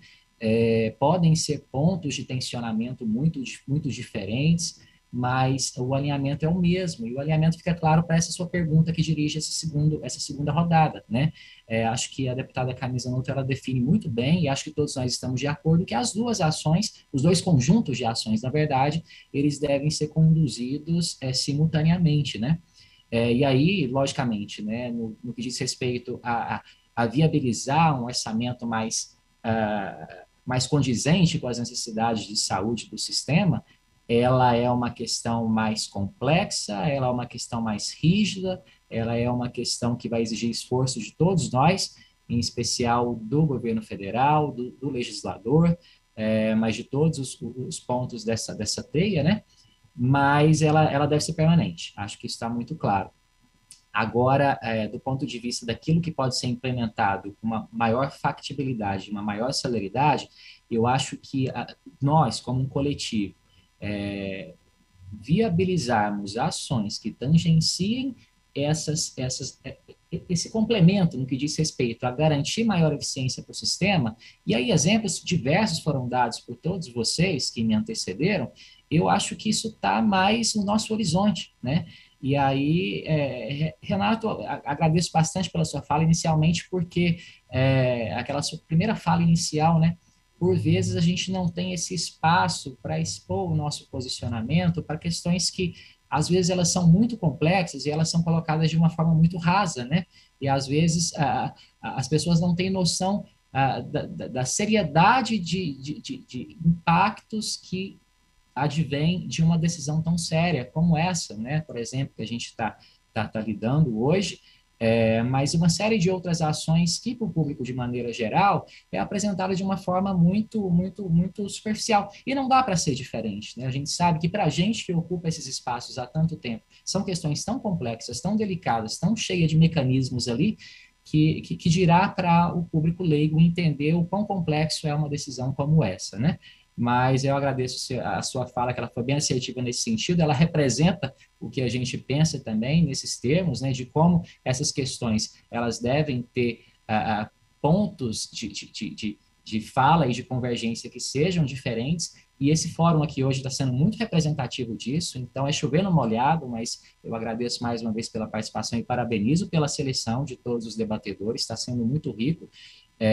Mas, em linhas gerais, respondendo objetivamente a sua pergunta, é isso. E aí, pegando, por exemplo, um exemplo, né, mais claro, que até Bruno levantou, né, que diz respeito a uma iniciativa do nosso ex-secretário de Ciência e Tecnologia, né, o Dr. Denizar, que foi a tentativa de implementar, do ponto de vista do nosso Ministério da Saúde, os acordos de compartilhamento de risco, né?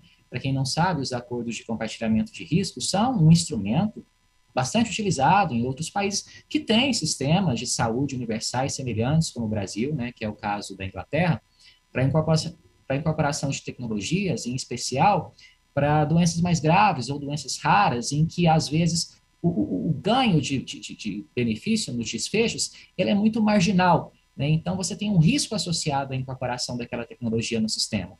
Então, o que você faz? O gestor do sistema, ele né, faz um acordo de compartilhamento de risco com o fabricante, com a indústria, com a farmacêutica, para que, de acordo com a resposta que aquela tecnologia vai dando em mundo real, você vá anualmente revisitando essa incorporação, né? Se de fato tudo aquilo que, de acordo com o conjunto de ensaios clínicos randomizados, com as revisões sistemáticas, com toda a avaliação de eficácia, segurança e custo-efetividade, ele se demonstra no mundo real da forma como ele foi apresentado no momento da deliberação, previamente à deliberação, aliás, se justifica a manutenção daquela tecnologia no mercado, né? Mas caso esses números de mundo real não venham a ser observados da forma como eles foram apresentados nos estudos, você vai lançando mão de alguns mecanismos aí que fazem essa gestão do risco desse contrato, desse acordo, né? É bastante interessante e eu solicito a vocês que não desistam desse modelo, né? Pode estar muito longe ainda da gente conseguir implementar com sucesso esse modelo no país, até porque tangencia com um aspecto que Renato levanta, que é a falta ainda, não diria a falta, de dados que a gente tem nos nossos sistemas de saúde, mas a inabilidade que a gente tem ainda de gerenciar esses dados com a maior eficiência possível, né? Por quê? Para você avaliar esse acordo de compartilhamento de risco, por exemplo, você precisa de uma manutenção muito, muito interessante, muito legal desses bancos administrativos de dados em saúde, que é um sistema maior de saúde que o próprio SUS, que você tem dados abertos, de certa forma, né, aos desfechos em saúde de milhões e milhões de usuários, né? E a gente precisa aperfeiçoar a gestão que a gente faz disso, porque muito dessas técnicas que a gente pretende utilizar para avaliar a eficiência do sistema e num contexto em que a gente não consegue, nesse momento, ter uma elasticidade muito grande para ampliar o orçamento, a gente tem que valer mão desses instrumentos, então, para avaliar a eficiência do sistema e pensando em estratégias como desincorporação daquilo que a gente tem claramente como algo que não funciona mais ou que não faz sentido mais ser mantido no sistema, né? Então, mas tudo isso precisa de dados, precisa de acesso a dados, precisa de compartilhamento de dados, né, entre o sistema público e a saúde suplementar. Então, assina embaixo, Renato, não desistamos, mais uma vez, dessa questão da integração, né, dos dados entre o SUS e a saúde suplementar. As coisas levam um pouquinho mais de tempo para acontecer no serviço público, a gente sabe disso, né, mas, eventualmente, elas acabam acontecendo. A deputada Carmen também sabe muito bem disso, como autora dessas leis tão importantes que ela citou. Leva um tempo considerável para que a gente consiga implementar as leis como elas estão descritas no papel da forma mais completa possível, mas, eventualmente, elas vão acontecendo nesse sentido, né? Então, resumindo a isso, todos os atores, em especial o governo federal e o legislador, eles têm que, insistentemente, continuar pensando na ampliação desse orçamento, e todos aqui concordamos que, por mais que se amplie o orçamento, ele jamais será suficiente para as nossas necessidades como um sistema público universal, né? Mas, ao mesmo tempo, e em especial, essas medidas paralelas para que a gente consiga aperfeiçoar a eficiência do sistema, com essa variedade de instrumentos que a gente mencionou. Eu peguei a situação do acordo de compartilhamento de risco como um exemplo para ilustrar de como isso pode ser importante, mas a questão dos próprios protocolos e diretrizes, né, que o Dr. Rodrigo também abordou junto ao Bruno, é essencial, né, e a gente no SUS e também a saúde suplementar tem trabalhado bastante com a elaboração e atualização periódica dos nossos protocolos e diretrizes, e também incentivando localmente para que os nossos prescritores e dispensadores adotem e observem esses protocolos para que a gente consiga garantir mais eficiência para esse sistema. Então, são múltiplas as vias em que a gente consegue essa segunda vertente do que você está propondo na sua pergunta. E eu acho que ela é a mais viável, ela é a mais factível nesse momento, né? Ela é a mais factível para dar respostas mais rápidas e permanentes e definitivas nesse momento. Tá bom? Legal, Eduardo, obrigado. Bom, infelizmente, a gente já está ultrapassando aqui o horário proposto em 20 minutos, e a gente sabe que vocês são, enfim, pessoas com agendas bem apertadas aí, então a gente não gostaria de se estender muito. Eu teria mais uma rodada de interação com vocês, Então, enfim, eu gostaria de agradecer a participação de todos, eu acho que foi extremamente rico, e gostaria de abrir 1 minuto de fala para cada um, para as considerações finais, mas, mais uma vez, aí agradeço a disponibilidade, porque eu acho que esses fóruns, né, tão diversos, assim, com os diversos atores da cadeia, eu acho que são extremamente ricos, e eu acho que só assim a gente evolui numa direção de discutir, de fato, problemas estruturais do sistema de saúde, seja na saúde pública, seja na saúde suplementar. Então, Rodrigo, se você quiser abrir aí a fase final. Perfeito, Lucas. Obrigado mais uma vez pela oportunidade de estar aqui com esses palestrantes brilhantes. Obrigado, Marlene, Instituto Lado a Lado, pelo convite.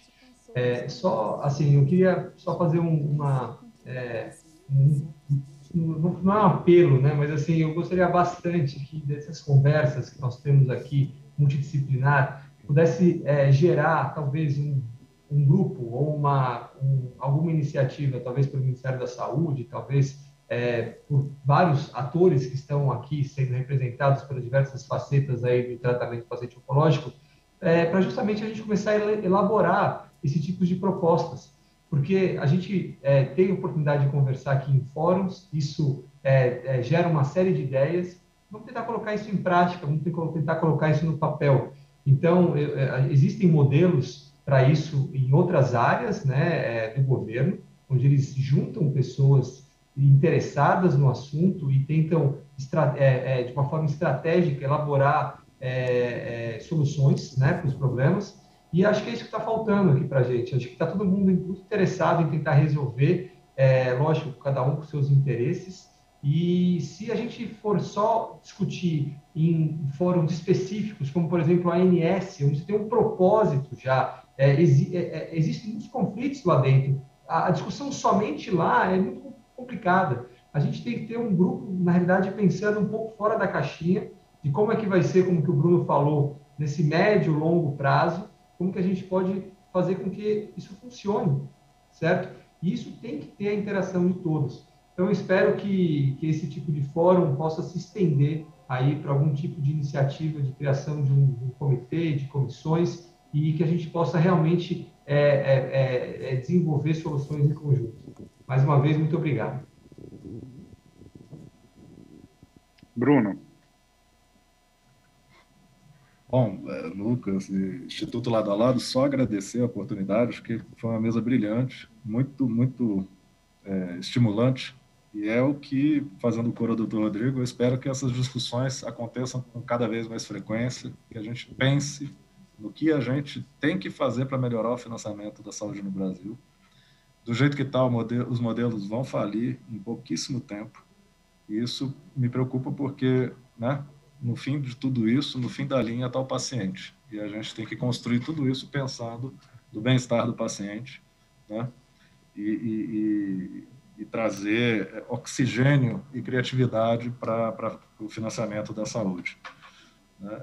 A gente está muito preocupado com o PL que está em discussão avançada na Câmara sobre justamente o limiar do custo-efetividade. E quando a gente pensa em oncologia, nessas novas terapias personalizadas, etc., e também doenças raras, falar em limiar de custo-efetividade é não incorporar essas tecnologias tão sensíveis, né?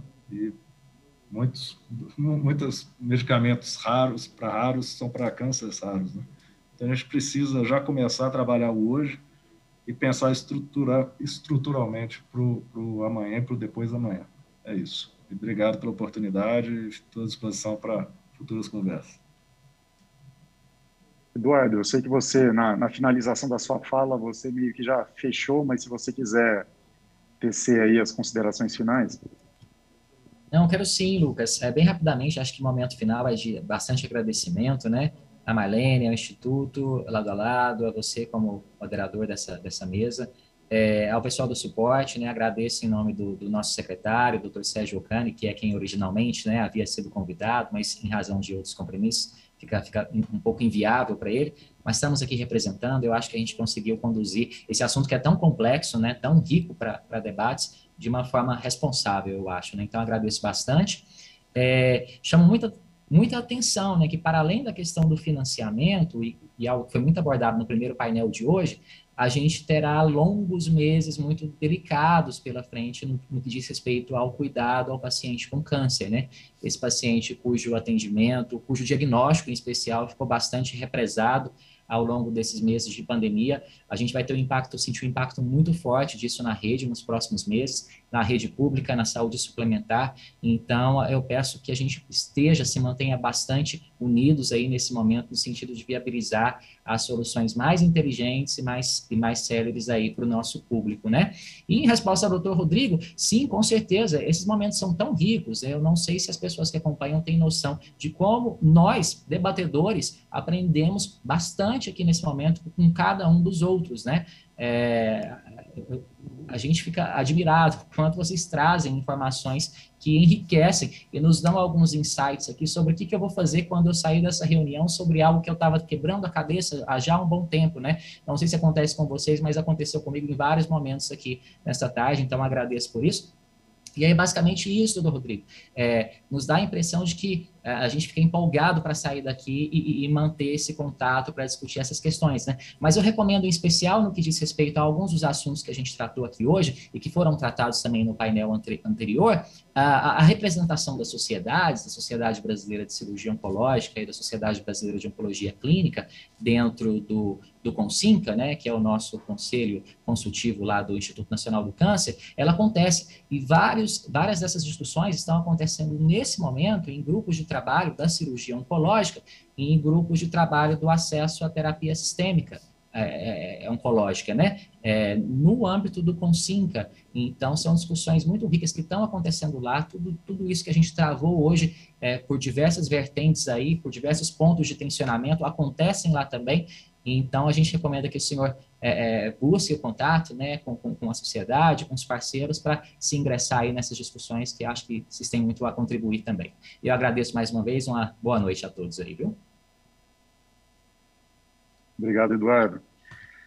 Eduardo, você podia colocar o Dr. Rodrigo aí em contato com o pessoal para integrar aí os grupos e trazer novidades aí para a gente também. A gente coloca assim, Lucas. Está super ansioso para saber o teor dessas discussões, porque eu acho que todo mundo, né, acho que, como você pode perceber, todo mundo muito comprometido aí em fazer com que as coisas avancem na melhor direção possível para o paciente, né? Mas legal, obrigadão pela participação. Renato.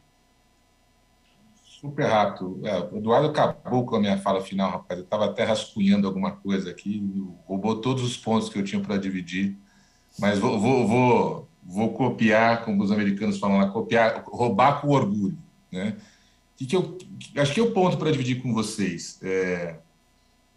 Eu quero, de novo, não vou me cansar de parabenizar o Instituto Lado a Lado. A gente vive na era de polarização, né, dos grupos de WhatsApp, de nós falando para nós mesmos, né?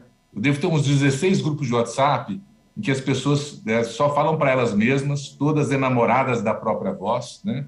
E aquilo vai sendo reafirmado um com o outro.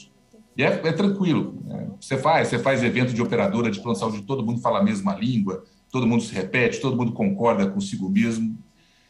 E isso é muito pouco produtivo. Quando você cria um ambiente democrático, como esse painel, essa mesa, com pessoas que vêm com o espírito, eu tentei vir para cá com o seguinte espírito, né? Normalmente você vem para esse debate, você faz treinamento, você tem as mensagens-chave, você tem um discurso, você só ouve o que você está falando e quando o outro fala, você desliga. Porque você não vai para ouvir, você vai para, né, falar o seu discurso, fazer a sua posição, falar o seu mote, né, o que você quer, qual que é a sua campanha. E é bacana, eu gosto de vir para esse evento aberto para ser convencido de outras coisas e para tirar coisas importantes daqui. Hoje eu tirei várias coisas importantes, né? Desde o ponto do Dr. Rodrigo para avaliar, será que os protocolos dentro lá dos planos verticalizados estão sendo discutidos com a seriedade necessária? Esse é um ponto que eu vou levar. Eu vim para cá aberto para ouvi, anotei e vou tratar. O Bruno comentou da lógica do compartilhamento de risco e uma lógica que eu divido com ele, essa angústia de que o modelo está quebrado, o que a gente está fazendo e a gente não está resolvendo e ele está ficando a dinâmica dele está torta, né? E as pessoas não se falam, elas estão encasteladas, elas estão entrincheiradas. A saúde, gente, é um reflexo da sociedade brasileira. A sociedade brasileira está entrincheirada. Ela não se fala, ela não se conversa.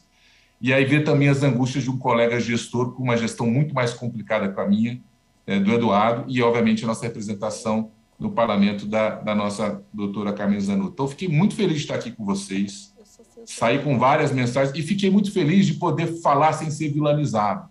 E aí, de novo, reforça meu agradecimento para o Instituto Lado a Lado, porque nesse tema existe uma lógica também, eu volto para a analogia com a sociedade brasileira, a gente deslegitima o outro, né? Uma forma de nós reforçarmos as nossas próprias convicções é quando a gente vilaniza o outro, quando a gente antagoniza o outro é meu inimigo. E ao criar o meu inimigo, eu reafirmo a minha convicção. Tem uma armadilha enorme, né? Quando você está tão preso na sua própria convicção, a sua chance de errar é tão grande, cara. É tão grande.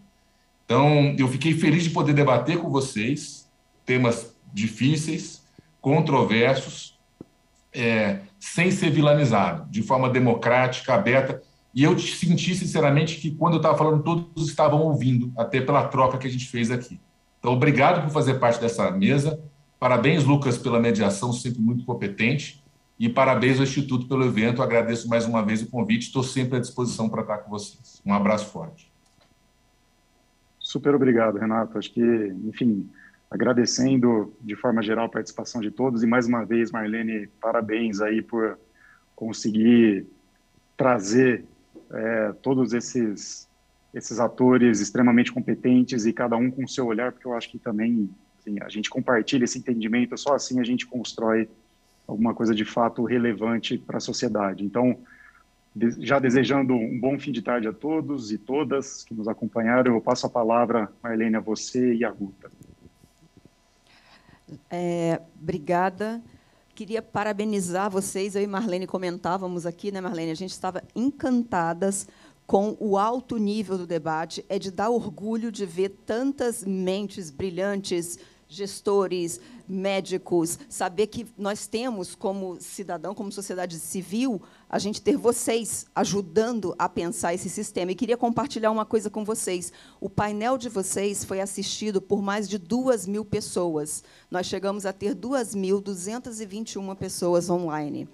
E é de dar muito orgulho de ter um debate que, mesmo, conforme vocês já citaram, com visões antagônicas, com pontos de tensão, mas com uma riqueza, porque a agenda é única, e a agenda é a nossa saúde como sociedade, como cidadão, né? Então, parabéns, Lucas, pela moderação, pelas provocações, pelas suas colocações, parabéns a todos vocês, muito obrigada pela participação. Lucas, quando eu te lancei esse desafio, você sabia que ia dar conta e que é isso. E, Renato, esse é o DNA do Instituto Lado a Lado. Né? Nós temos aqui um único objetivo, é o paciente. E todos nós aqui temos que ver qual que é a melhor forma de melhorar esse sistema, de viabilizar. E, assim, as nossas agendas, elas não são tão diferentes. A gente só precisa estar aberto a essa discussão. E você viu hoje quanta gente boa nós tivemos aqui, e todas envolvidas em conseguir contribuir com esse sistema. Então, eu acho que é isso, né? Eu acho que esse é o papel do Lado a Lado, o Lado a Lado tem isso no seu DNA, e amanhã a gente continua o nosso bate-papo. Eu deixo aqui meu agradecimento, o meu abraço para todas essas pessoas que nos acompanharam hoje, e amanhã a gente segue, porque o Lado a Lado ele não atua só no câncer, a gente atua também nas doenças cardiovasculares, e amanhã a nossa discussão são outros desafios, né? Então, isso que para a gente é muito importante, porque o Lado a Lado ele não olha só a ponta, o Lado a Lado olha a promoção da saúde, olha a prevenção, o diagnóstico precoce e lá na ponta, né, o tratamento, sequelados, enfim, cuidados paliativos. Então, amanhã, quem está aqui nos acompanhando. Eu espero vocês, vai ser fantástico. E amanhã a gente vai vir com algo interessante. Nós estamos trazendo a OMS para participar, nós vamos ter uma mesa com grupos de associações internacionais que vão compartilhar suas experiências com a gente. E é isso, a gente precisa estar aberto ao debate e ao diálogo, né? Muito obrigado e uma feliz tarde para todos. E não se esqueça, lado a lado somos mais fortes.